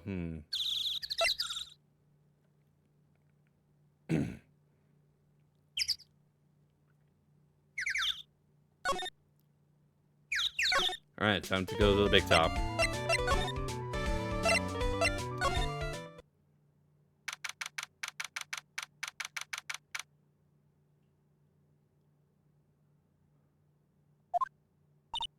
Huh? Where's Regina? I don't know. If she's with that tiger, I don't want to find out. Let's hurry up and get out of here. Nick, you're kind of a chicken, aren't you? No. I'm just allergic to wild tigers. All right, to the cafeteria.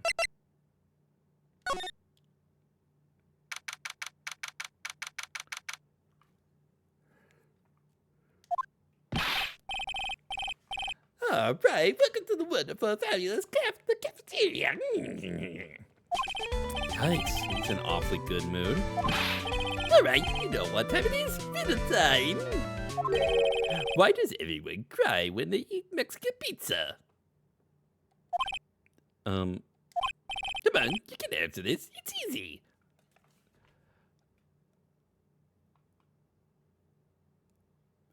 I don't want to answer because of implications. Because cafeteria Mexican pizza is possibly a weapon of foul destruction.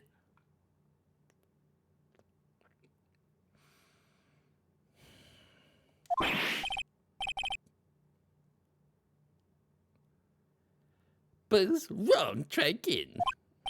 Okay, what do you think, girlie? I got it. Okay, what is your answer? Was there in the cafeteria? Cafeteria?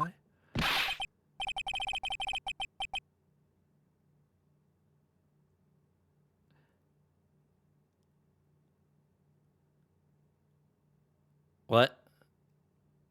Okay. Is that a play on something in Spanish? Because I have very little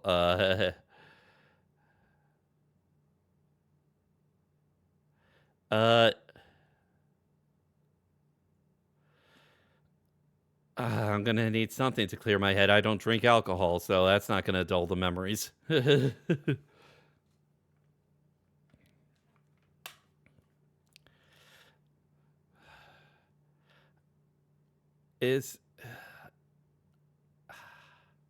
I don't want to ask, but is there actually something in the Spanish language that makes that joke?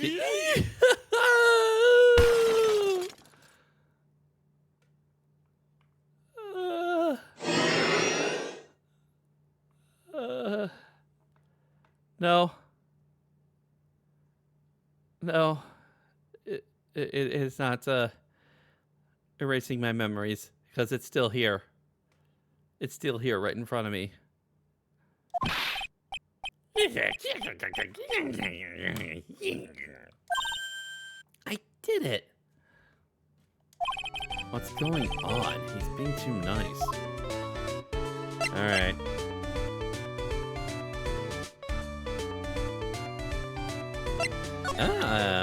Looks like we get to present this. Not this picture. He showed it to you guys too. Huh? You've seen it as well? Well, you know what they say about Maximilian Galactica. He really gets around.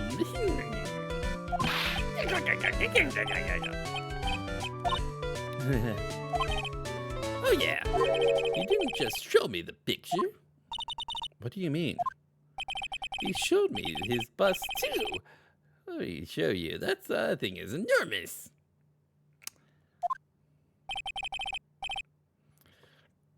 It's in the picture, I think. He made us worship it every day. Made us bow to his greatness. You got a big bust? I wouldn't mind hearing more about Mac's bust, but not that I'm into that sort.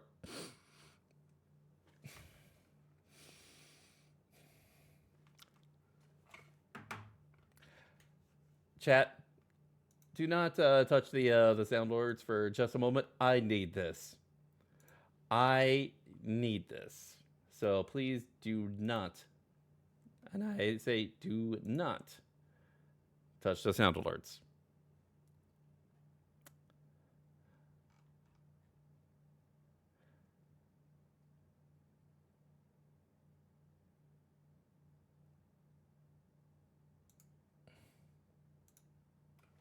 Oh, No, it's fine. It's fine. It doesn't bother me. It doesn't bother me. It bothers me. It bothers me a lot.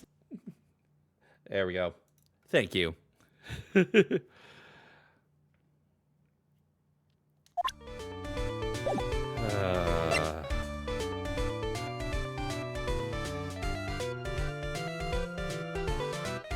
right, talk to this guy. What the hell is wrong with you? That also works as well, but today has been a really crazy day, hasn't it? You're telling me? I didn't even think it was going to be so tough. Tough. Yeah, it was a tough crowd. What do you call a crowd that refused? That's what you call a tough crowd that refuses to laugh. Yeah, I yes,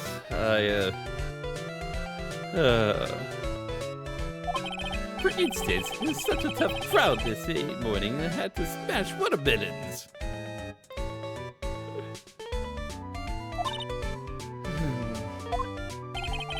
I told them all a great story, even greater jokes, but no one busted out laughing. you even used the phrase "no shoes, no shirt, no service" joke. Exactly! How can you not laugh at such stunning comedy like that? Are you 100% sure about your testimony today? I saw what I saw, I swear! A creep just... Flew through the air? It wasn't exactly flying per se. It was more like floating.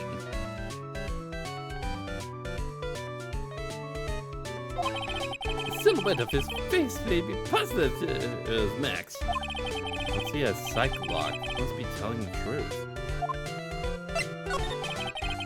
Max bus should have been on that small table over there. There's nothing over there. Really? Oh yeah. When was it? I'd say about 5 days ago. All of a sudden, the bus disappeared. It disappeared. If you want to see it, there's a photo on the bulletin board over there. We're still in this series. Everyone is either lying or committing perjury. Yeah. Pretty much. Well, it is a shiny thing, so at least we have some impetus as far as possibly finding where this bus might be. Max just had to put the picture up. Hey, this thing is really cool. Nick, I want someone to make a bus of me. Sure, as long as I'm not paying for it. Aww. We're completely insane. Max G bust.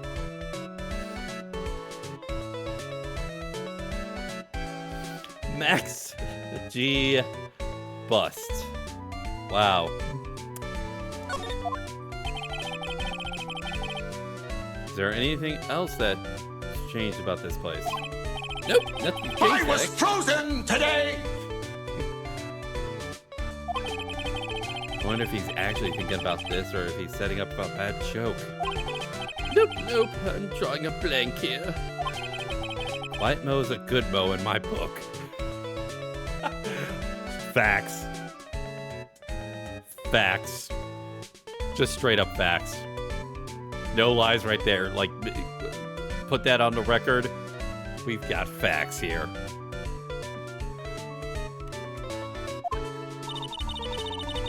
I guess there really aren't any other things that have changed, huh? Well, there is one teensy thing that does seem different. Tell us. Well, on the morning of the crime, over on that bulletin board, this piece of paper was posted in front and center. Piece of paper. It's torn, so I don't know what it said, but I could see the title. Yikes! It says to the murderer. Murderer? Yep, that's what it is.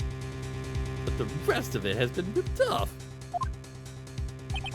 I don't know who posted it. When did you find this? The morning before the murder. Before the murder? Yes, the ringmaster was killed the night after this paper was discovered. Who in the world posted this thing?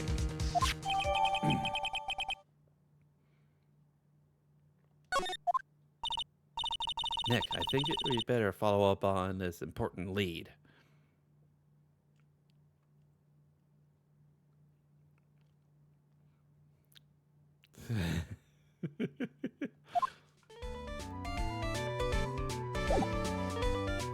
All right.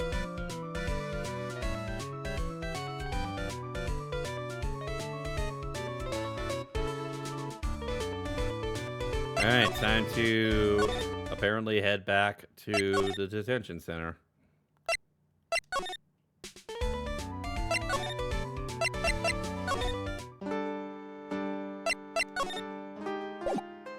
Alright. We need to present this note. Do you know anything about this note? The morning of the murder, it was posted on the wall in the cafeteria. I do know all about that note. When I read it, my heart certainly skipped a beat. Your heart skipped a beat? While I was enjoying my morning tea, the ringmaster and company entered the room. In company? I guess it wasn't really a company. It was just the ringmaster and my sweetie pie. When the ringmaster read the note, he turned an incredible bright red. All of a sudden, he tore it off the wall and shoved it into the pocket of his tailcoat. Really? Out of curiosity, what in the world was written on that thing? Let's see. I don't want to steal the fun from my sweeties. Go on and find out on your own. I'm sure you can find it somewhere. You might also want to ask my sweetie pie princess. Alright. Time to head back to the circus.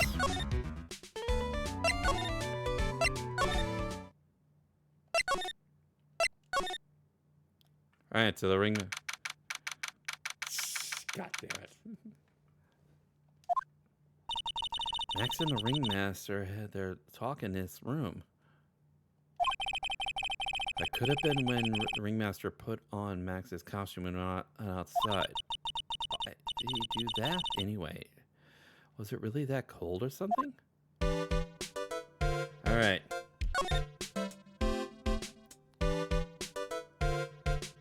Alright.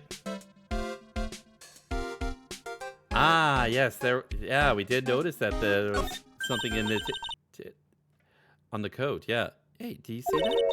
There's a scrap of paper shoved into the pocket of the tailcoat. No, I've got a feeling I know what that is. It's that other half of the note Mo gave us. Let's hurry up and check this thing out, Nick. I knew it! It fits perfectly with the other piece. What does it say? What does it say? To the murderer, I have conclusive evidence of what took place. Meet me at 10 p.m. tonight at the lodging house plaza.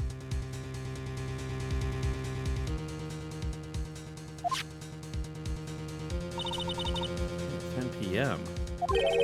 That's when the murder took place. Now we need to find out who's called out the ringmaster.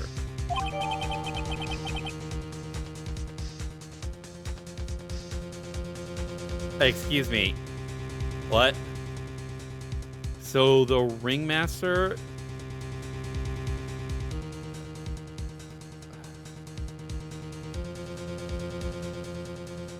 This is odd turn of events. Huh. Huh.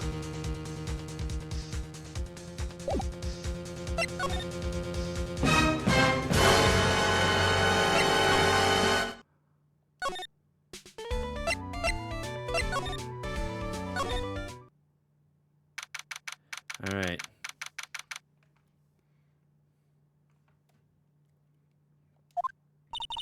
Hey, Detective Gumshoe, I'm sure you did a good job as usual.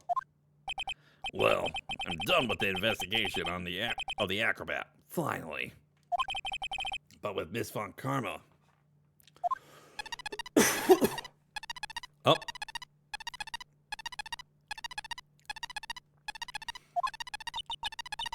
Nick, what is that? What's that peeping sound?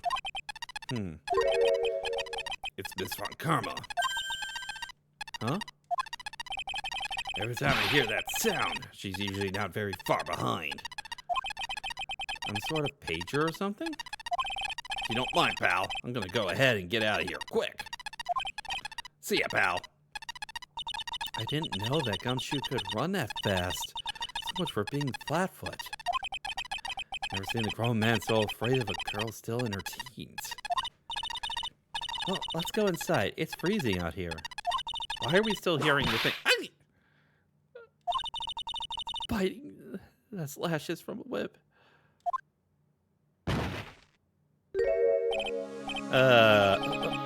Von Karma. She really did appear. It was a real battle today in court, wasn't it, Mr. Phoenix Wright? Did you have to jump out and scare us like that? What can I do for you? Tomorrow will be the day. The day my dream finally comes true. You mean the story of my defeat at your hands making the national news? National news? You possess such a small sense of scale. The global news, Mr. Phoenix Wright. Your miserable plight will be known internationally. I think she might be overestimating the importance of a win by just a smidge.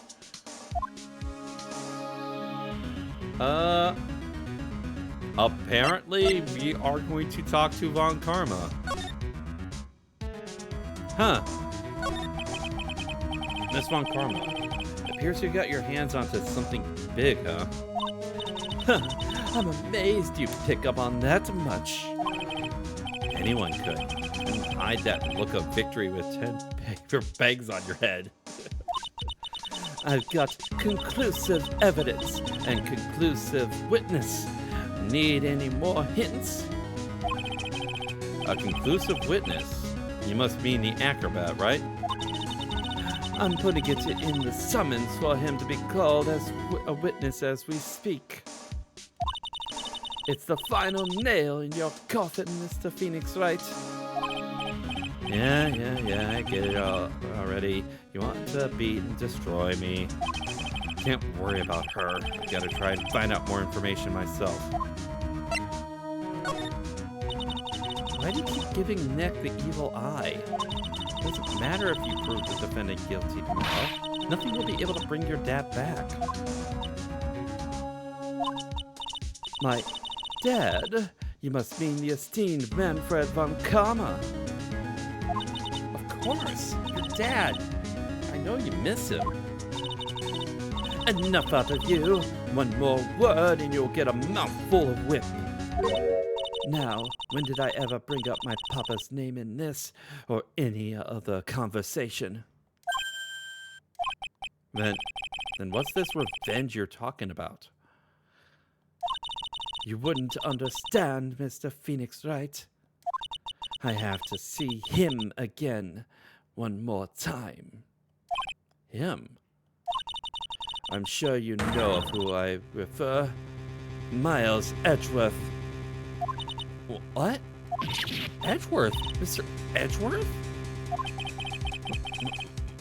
What? Edgeworth? What about Edgeworth? Miles Edgeworth. Why would you even bring him up? You haven't forgotten, have you? You know who it was that trained the gifted prosecutor, Miles Edgeworth? Manfred von Karma. Exactly right. It was my papa. That means that Edgeworth was... Right again. Miles was like a little brother to me. Little brother? He's the same age as Phoenix Wright in his 20s. You view him as a little brother.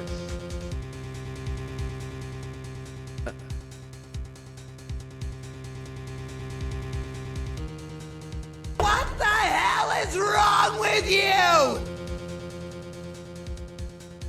I think I'm starting to get why the person that did the boot to the head Phoenix Wright version put you in the role of the dumb broad sister in that particular skit.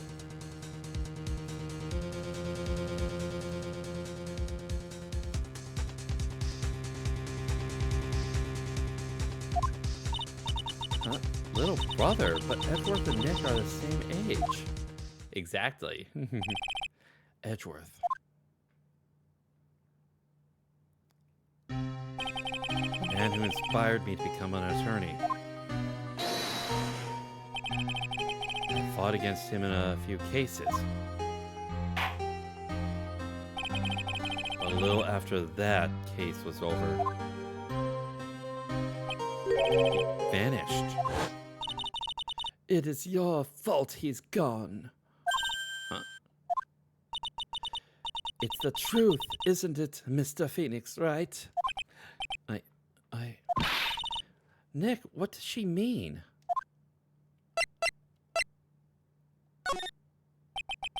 Edgeworth was never quite the same after the case. And then with the case after that one.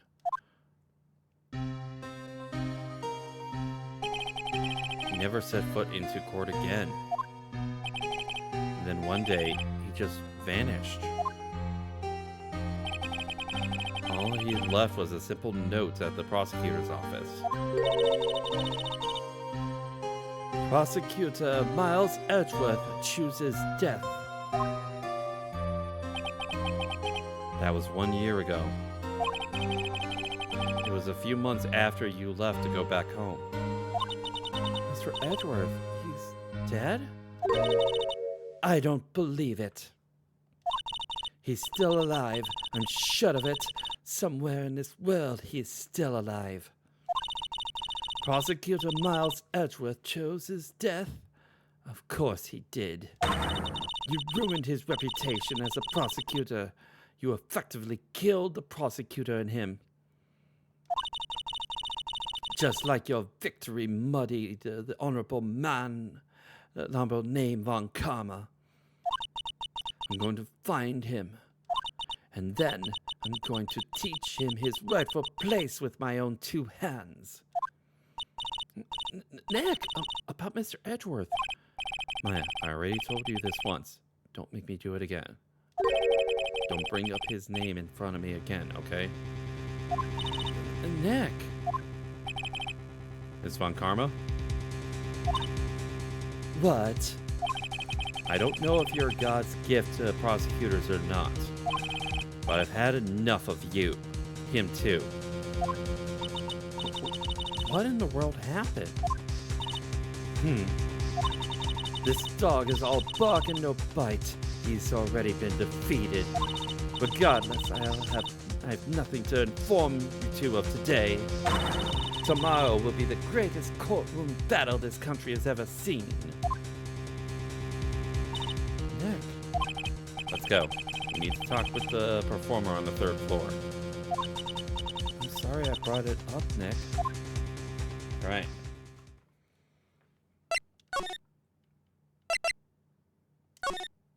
All right.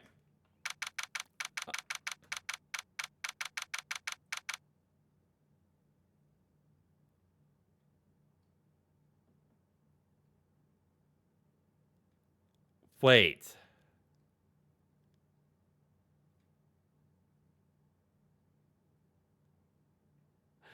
At first, I was looking at his overall calm and pleasant expression, and I was like, wait, are we actually going on the fact that he's a suspect? And then I noticed the chair that he's...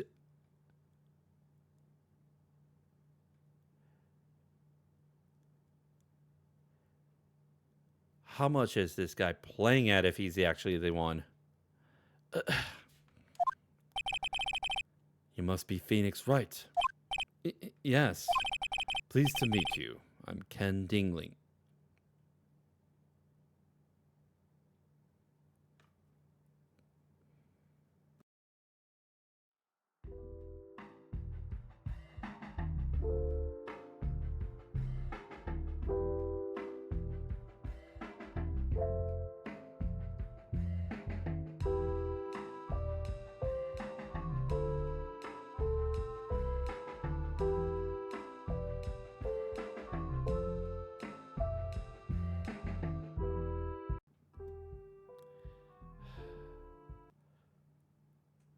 I'm staring at this. I'm staring at this. Ken Dingling. This is gonna sap at my absolute. Yep. Yes, they are. I still having trouble with the Twitch integrated throat system, but.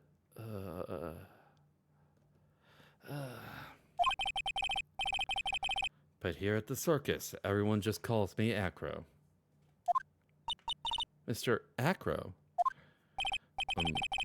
How do you know my name? The detective told me. He said you definitely show up here. Acro, you're a member of this circus as well? That's right. I mainly performed on the tightrope or the flying trapeze. Nowadays, all I perform is in my wheelchair. Yeah, either that is an absolute act or he actually is in a wheelchair now. But even if he's in a wheelchair now, that doesn't necessarily mean that he's been in the wheelchair for a long time, even before the thing. So, All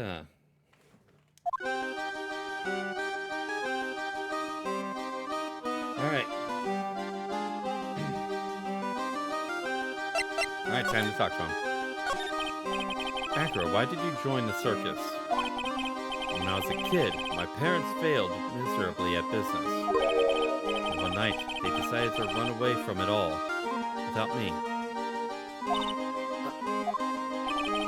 The only person who was willing to take my parents' place was the ringmaster. The ringmaster took such an incredible care of me. It was truly a lifesaver. It seems like the ringmaster was truly a saint. He was. That's why I decided to do something very important. I decided I would devote my entire life to finding a way to repay him. Now, look how someone repaid him for all the good in his life. Such a shame. Sometimes I think that he was almost too kind. Perhaps he was too kind to his performers. Perhaps he was too kind to his daughter. I wonder if he spoiled Regina. Regina's so cute. She's truly a princess. Truly a princess?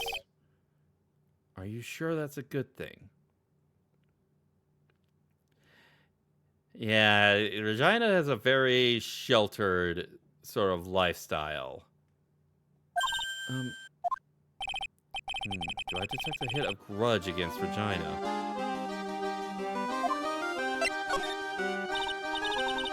I'm sorry to ask, but why are you in a wheelchair? The nerves in my legs were badly damaged. And you can't walk now? You can't even stand now. And since I live on the 3rd floor, I can't even leave this building by myself. That's awful. The accident happened during the acrobatic session, right? There we go. That's what exactly I was looking for. Cyclops. Doesn't seem like Acro's injuries were an acrobat nature. What's on your mind, Mr. Wright? Well, exactly when were you injured?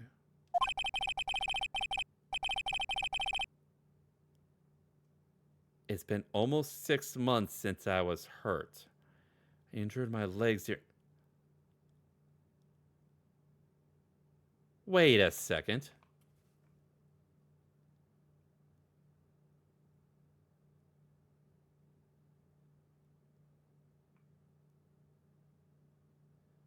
I do not remember specifically as far as what happened when Phoenix, Maya, and Pearl went to the actual performance before the crime took place.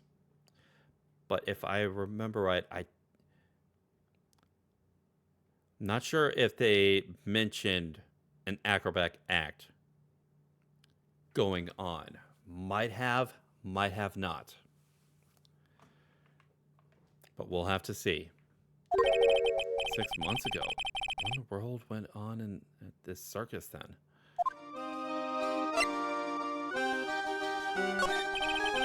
I stopped by yesterday and noticed that you weren't in your room. I was at the hospital all day yesterday. You went there for rehabilitation? What about the murder? Of course I knew about it. I spoke with the police before they allowed me to go to the hospital.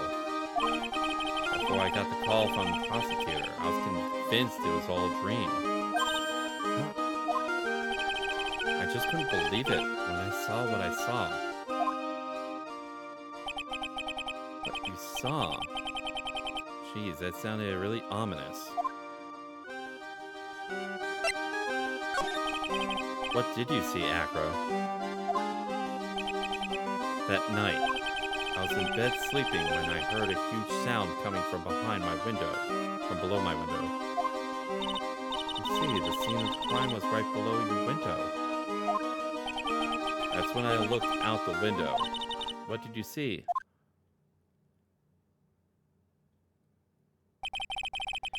He was flying straight up into the air. He? Maximilian Galactica. What? That's what I thought he would say. You're absolutely positive that it was Max you saw flying? I'm absolutely sure. There's no doubt in my mind. Nick. Okay.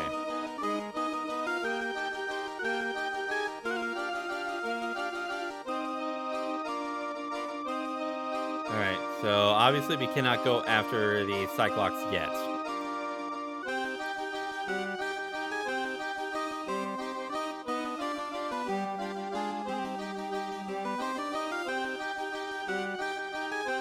We'll have to see how things sort of like go about, but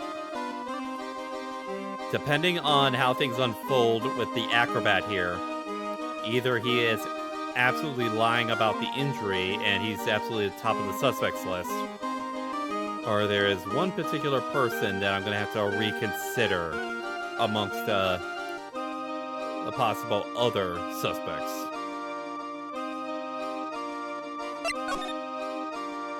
Alright. Time to head back to the big top.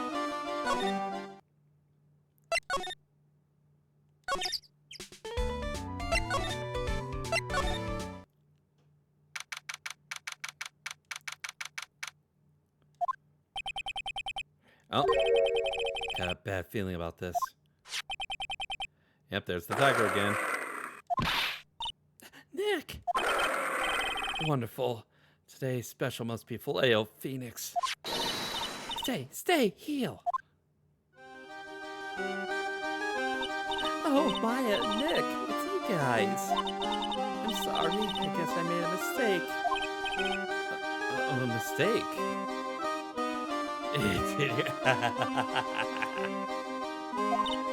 Yeah, a little one. I was thinking of teaching whatever primate was out there a lesson.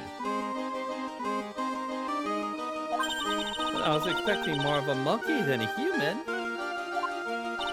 A monkey?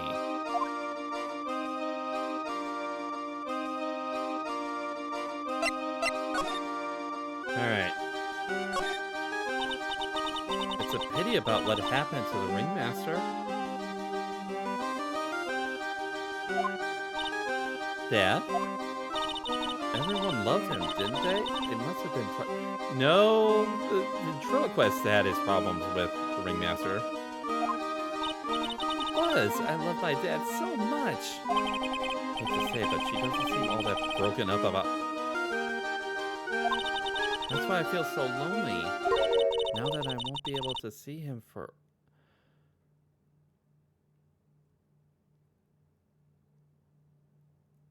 a while?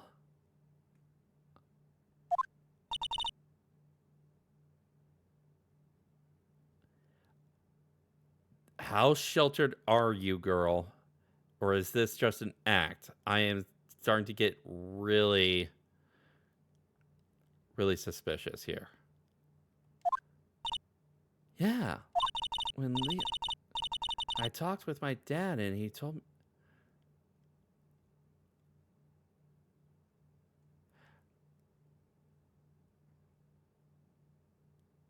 I told me when someone dies, they just.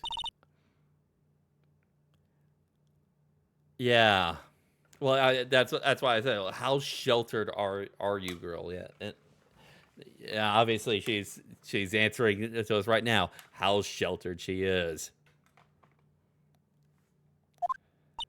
A star? That means my dad is looking down on me from the sky. That's why I love the night so much. I can see everyone who's gone. Yeah, all her life. Yep. Yep. When someone dies, they just come star in the heavens? That's kind of sweet. But I bet you there's no way that Maya believes that. What do you mean there's no way I believe that? You think that one day I'll be a star too? Of course. Really think so? Yeah, you will, I think. I got a feeling that everyone's doing great up there in the sky. I wonder if everything's all right with Regina.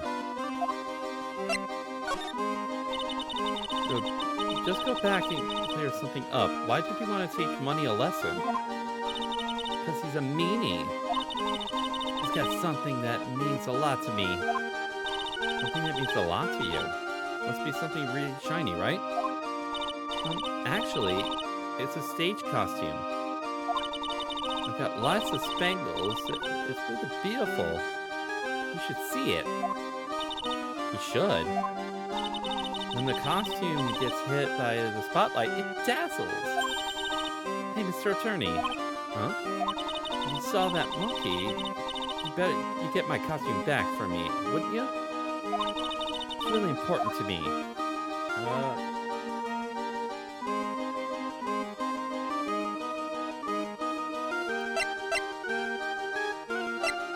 Well, yeah, we'll get it. Leave it all up to us. Guess there's no turning down that request. Yay, you're really gonna do it. Alright. Alright, time to present the note. Regina, have you ever seen this before? I know what this is. Really? Well, it was in my pocket for a while. It was in your pocket? This piece of paper was in your pocket? I guess I noticed it was there around breakfast time. Breakfast time? Yeah, I always take his breakfast. His breakfast in the morning. I also take out the trash in his room. Okay. Okay, that actually leaves a little bit more credence to Acro's injury.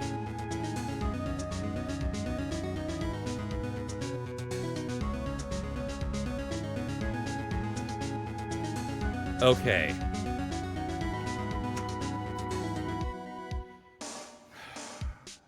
Theory time. And this is not a theory of who it possibly could actually be the murderer.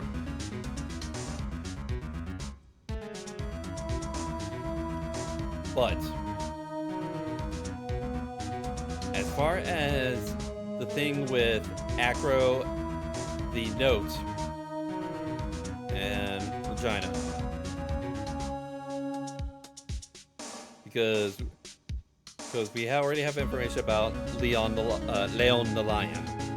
We have information about the injury for 6 months. We got the information about the notes. So,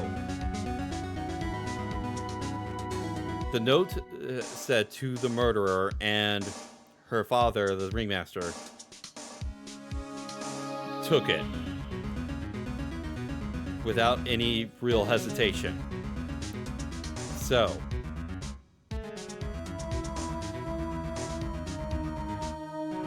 I'm not sure if Regina specifically said. I do not remember if Regina specifically said in the previous day if her father was the one that actually had to put down Leon or not. She might have. I do not specifically remember. So I don't think. Obviously, Acro could not have set that up because now we're starting to get more credence to his injury. But that leads me to my next point. So, as far as with Acro's injury,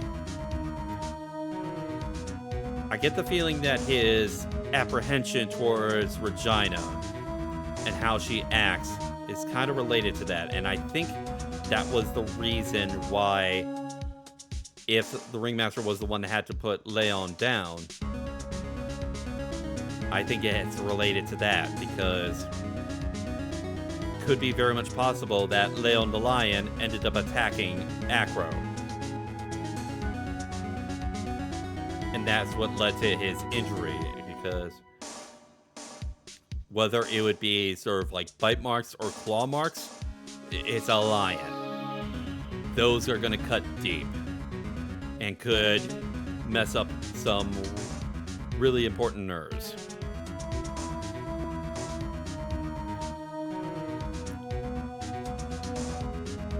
So the fact that the Cyclops were sort of appearing after sort of like mentioning about Regina and the injury, I think that does have a connection there.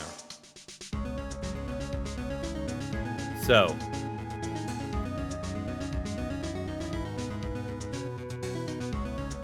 I'm not sure if there's going to be any other characters revealed in this investigation. We'll have to see if there's any other characters revealed. But if this is all the characters that are going to be revealed,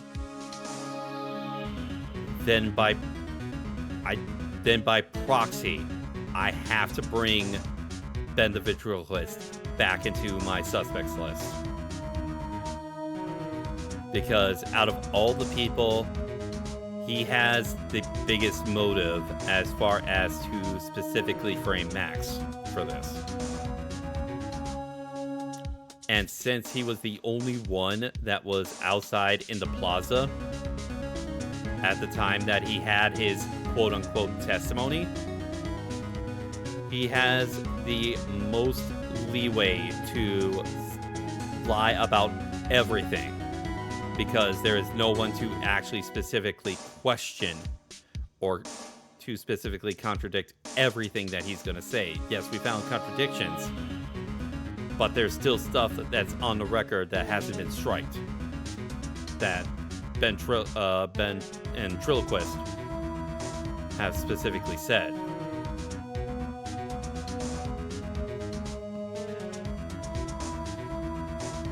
So I'm saying that he has to be considered. I'm not saying that he is the actual one as of right now, but we have to sort of like consider him back at this point. So, because I'm getting the feeling, while yes, Acro is hiding some stuff, either he is putting up an extremely good act,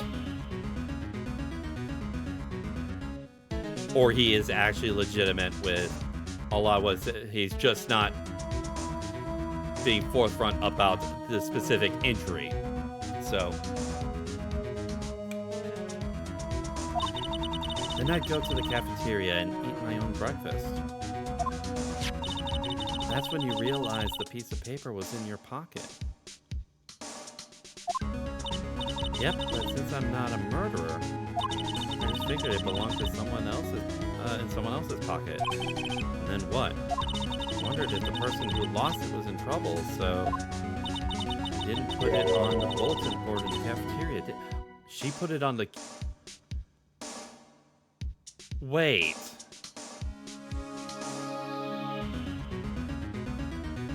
Okay, that reveals a little bit more. So someone slipped that into to accuse Regina. I did. I stuck it up there. How did you know? So it was Regina who put it up there. When did this happen? The morning of the murder, I think. That explains a lot. I wonder who wrote this. Okay, that puts another wrench into things. There's a lot of twists going on with this one. Huh.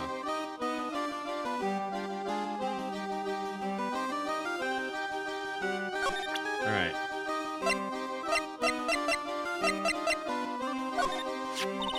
That's Pepper, isn't it? From the cafeteria. Huh? It's from the cafeteria. It's not? I remember seeing it there. So this was the cafeteria's Pepper? You know, I'm not a big fan of Pepper.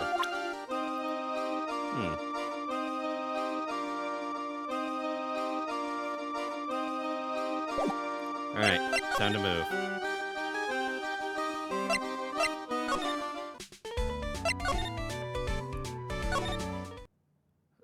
No, she puts it on the board. Yeah. Okay, so there's a lot of stuff going on with this. It's just a matter of trying to see if we can piece it together. I was saying we gotta move on over here to Mo's room. What's with the crack in the roof there? I don't need. Mo's not here. What's that? I hear something. Stop it, Nick. You're scaring me. Oh, there's money. Nick, it's money. That monkey's holding something. That's it. That's the thing that means a lot to Regina, remember? All right, time to take on this monkey, attorney style.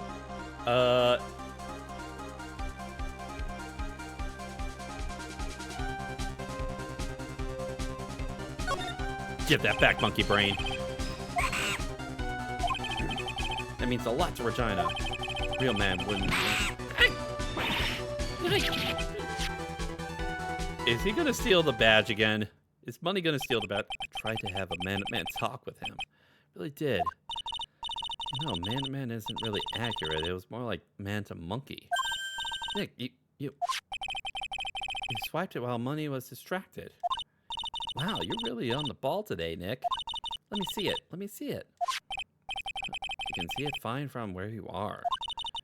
You know what I mean? I really want to try on Regina's cup. He'll take you to the circus kid someplace.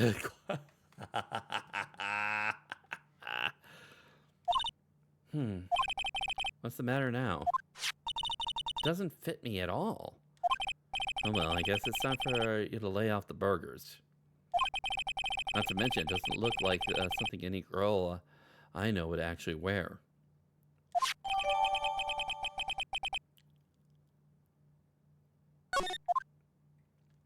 All right.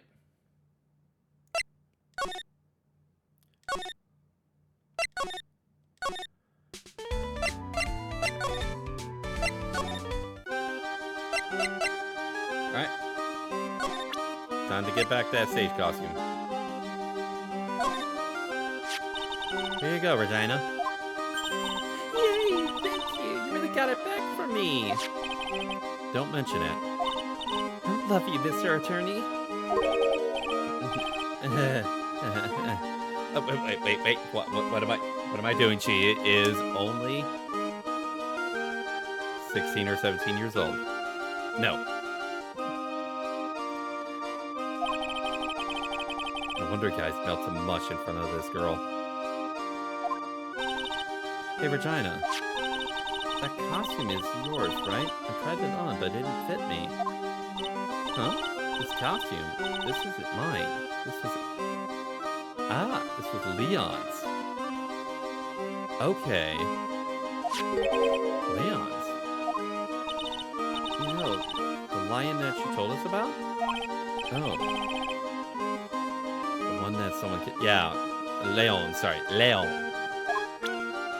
Okay, so it's Leon's costume, huh?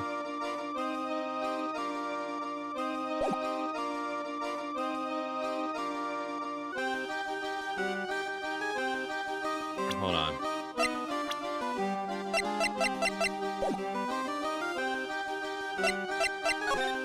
Ah, there we go.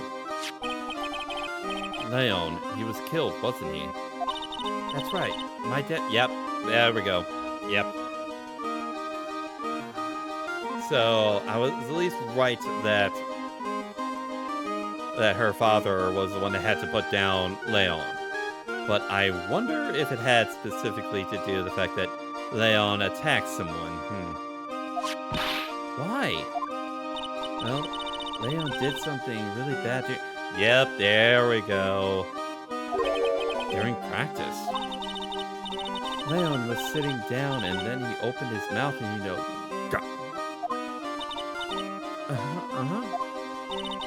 Usually when he did that, I would put my head into its mouth. Wait, you put your head into a lion's mouth? I sure did. The people in the crowd always love seeing me do that. They always start screaming. You sure they were screaming because they love seeing you do that? Anyways, what was the bad thing? Oh yeah, Leon bit someone during that. Yep. Regina, everything was all right though, right? No, it wasn't all right. That was the problem. My dad was incredibly angry. And that's when Leon...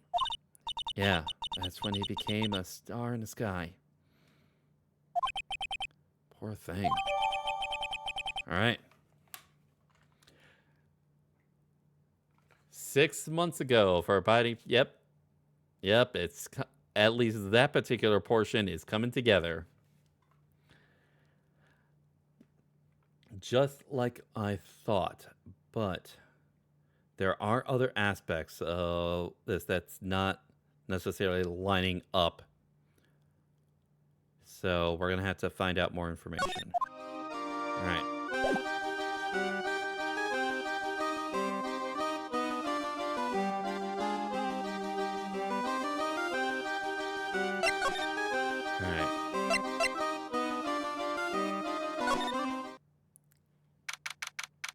All right, back to the cafeteria.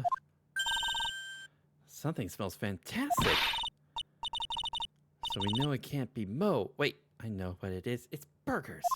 Hello, hello. Welcome to the bistro, aka cafeteria. It smells so good in here. And those burgers look great. She's drooling like she's some sort of crazy burger monster. My burgers are the best. Juicy meat, toasted bun, special sauce. They are absolutely inaccessible to anyone with a hankering for a burger. One bite will send you into hamburger heaven. I bet I can tell by the smell. Oh, I'm getting hungry too. Those burgers must have some kind of special power. All right.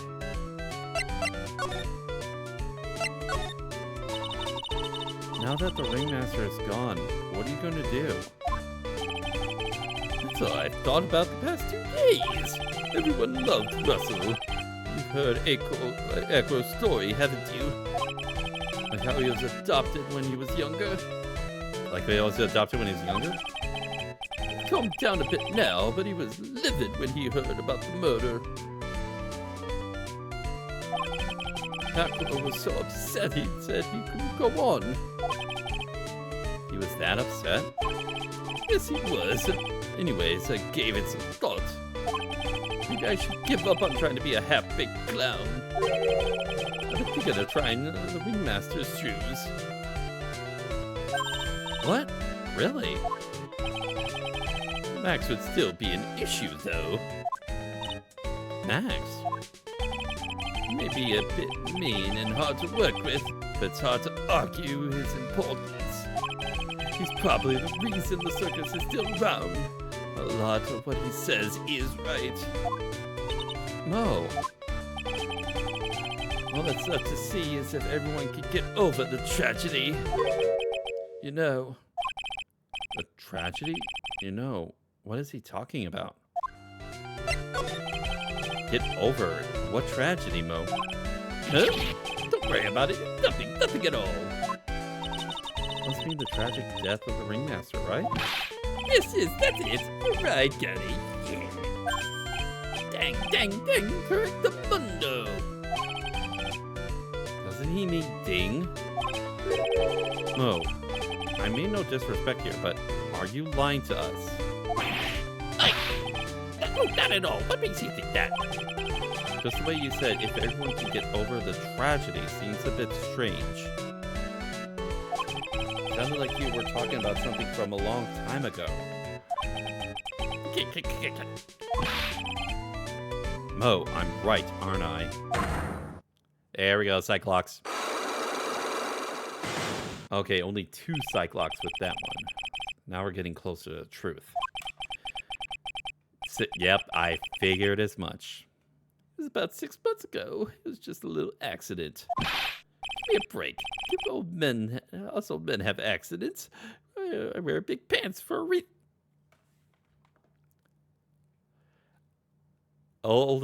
Us old men have accidents. I wear big pants for a reason.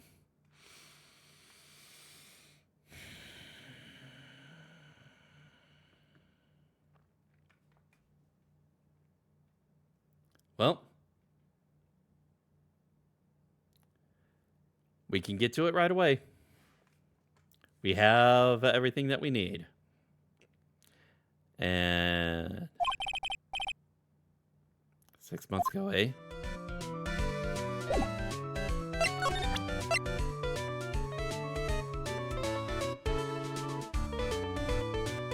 Yep.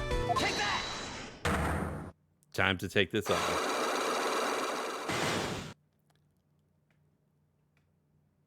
And pretty much the only thing that we actually needed were a couple of profiles. I would have probably have also put down the note as well as something, but who knows? Maybe the note is referring to something else. But at the very least, we got the profiles. Oh, please tell us what happened 6 months ago. What in the world went on at the circus? Okay. There's no need to look so scary when you ask me. Hey, look over there. Some juicy burgers, Uzzies instead. Unfortunately, I'm more of a grilled chicken sandwich man myself. Oh. Actually, I kind of got an idea what happened back then.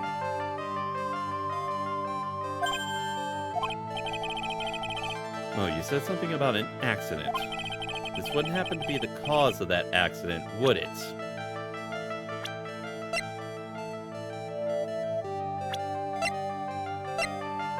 There we go. Take that! I heard a little bit about it from Regina. Leon made a mistake during practice, right? How did you? Yep, there we go. I told them so many times. You shouldn't be doing such dangerous acts. Like putting her head inside Leon's mouth, right? Yeah, but Regina believed in Leon.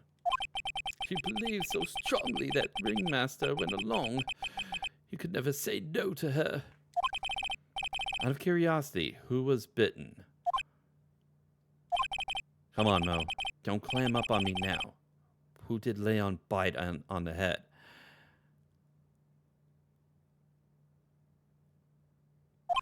Well, I promised I wouldn't say anything. You promised. He's involved in this too. He's involved, huh? I must be talking about... Oh, is this the person that you promised wouldn't say anything? Take that! Must have been Acro, right? But how did you know? Don't worry about that, Mo. Getting to the bottom of this accident may help solve what happened to the Ringmaster. No way. I need to know the truth about what happened to Russell. Please tell me what you know. I'm sorry, Acro. There we go.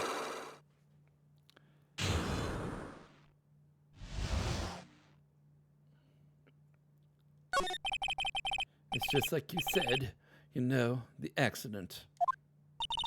Did someone die? No. They didn't die.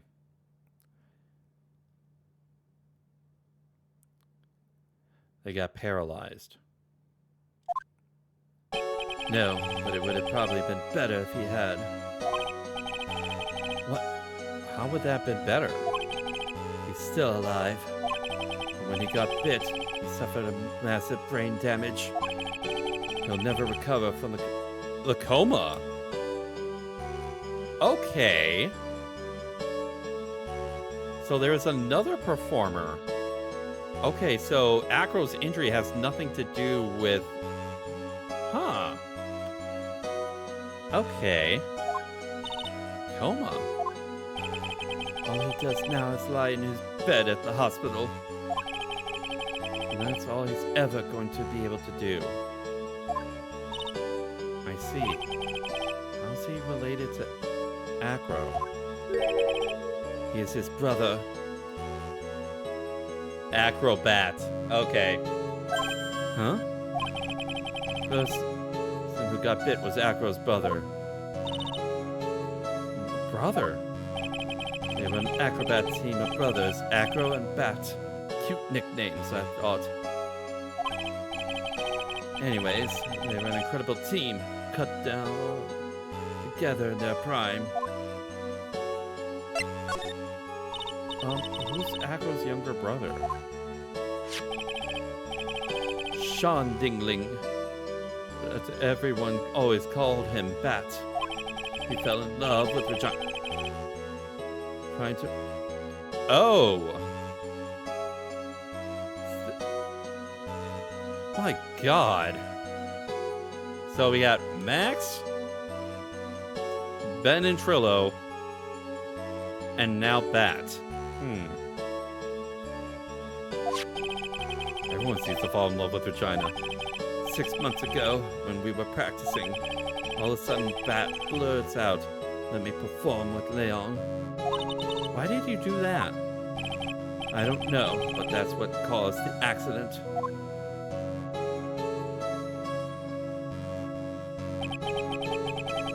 How many dudes has this killed? Yes. Yes, that is the answer to that. I'll never forget that moment. It was so strange. Leon had the weirdest look on his face. He was smiling. You mean Leon? Yes, Leon. When he bit down, he was smiling.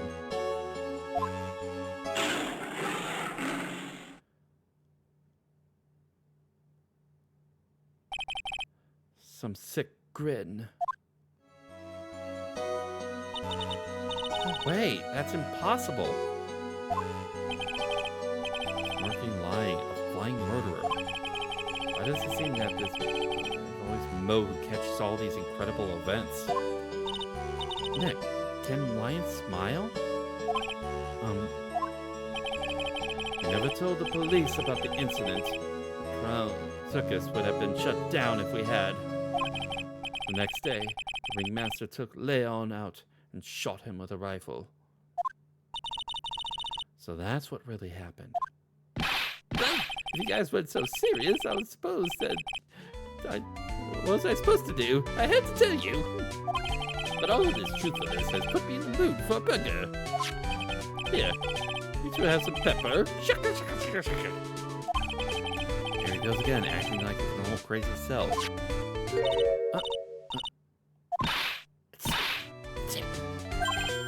Guys, what a wonderful sneeze. You think so? You sneeze with pepper and sip on a banana peel. That's basic clownsmanship. Cuddy, I know you got to understand that. Nick, I think you'd make a really good clown. I think I'd make a... I misread that. No, Maya. No, you would not make a good clown. No. Other than China, I've never seen a cuter sneeze. Does Regina sneeze with Pepper too? She does. Pat would always tease her with Pepper. That. From my point of view, those two always look so perfect together. They look perfect together, huh? Okay.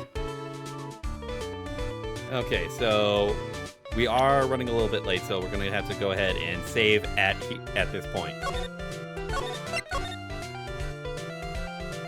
Okay.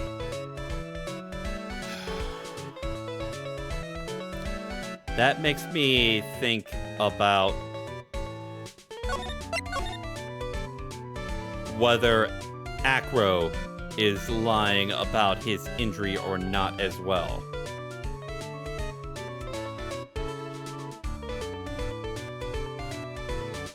As well as lying about his attitude towards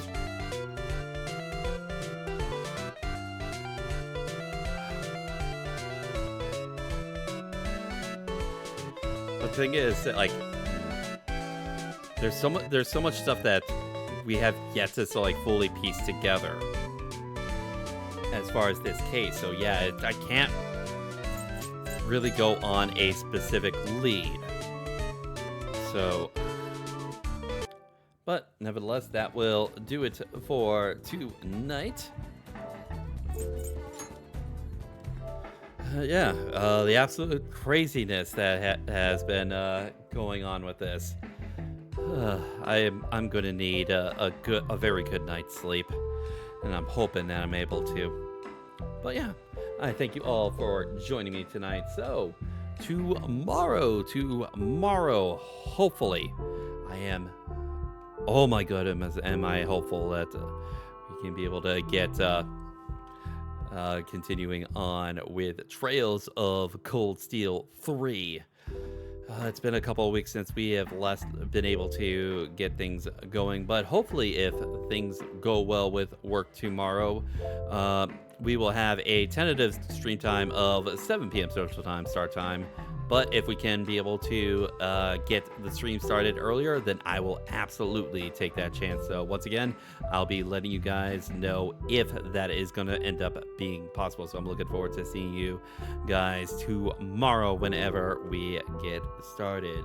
So with all of that said and done, let's see. Let's go ahead and get the raid message going, and let's see who's available tonight. Let's go ahead and send you guys off to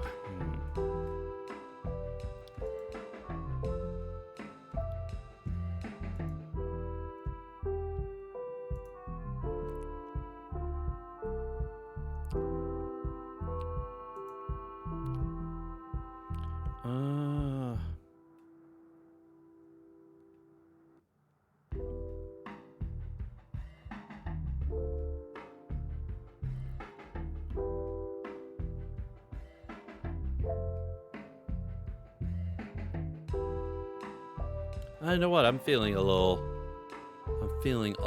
bit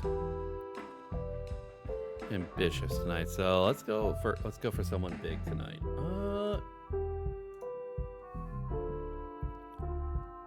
You know what? Let's go to the wonderful moth VTuber Juniper Atticus. Actius.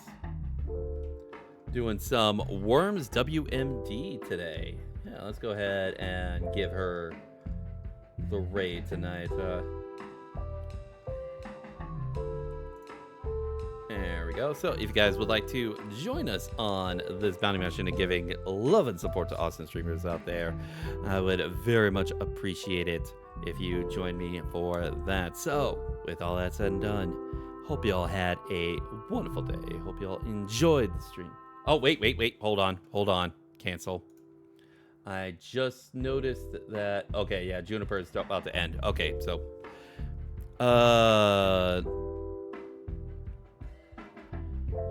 Okay, yeah, still feeling ambitious for a bigger streamer. So instead of Juniper, since kind of want to double check on this other person that I have, because I have not rated this other person I have. I'm sort of viewing right. Oh, it looks like they are still going. It's just a matter of are they? Actually, I think they should be accepting raids because I have actually seen a moment where this person was rated tonight. So yeah, we're gonna go ahead and give this time Vexoria the Sun Eater, or the wonderful Lemia Goddess VTuber, the raid tonight. So yeah, sorry about that. Just noticed as I was looking at the preview for Juniper that she was ending. So if you guys would like to join us on this bounty mission, giving love and support to awesome streamers out there, I would very much appreciate it if you can join us for that. So with all that said and done, hope y'all had a wonderful day. Hope y'all enjoyed the stream. Have fun, take care, and God bless to you all. Have a wonderful night, everyone. Time to send you out on your bounty mission. See you all next time. Bye, everybody.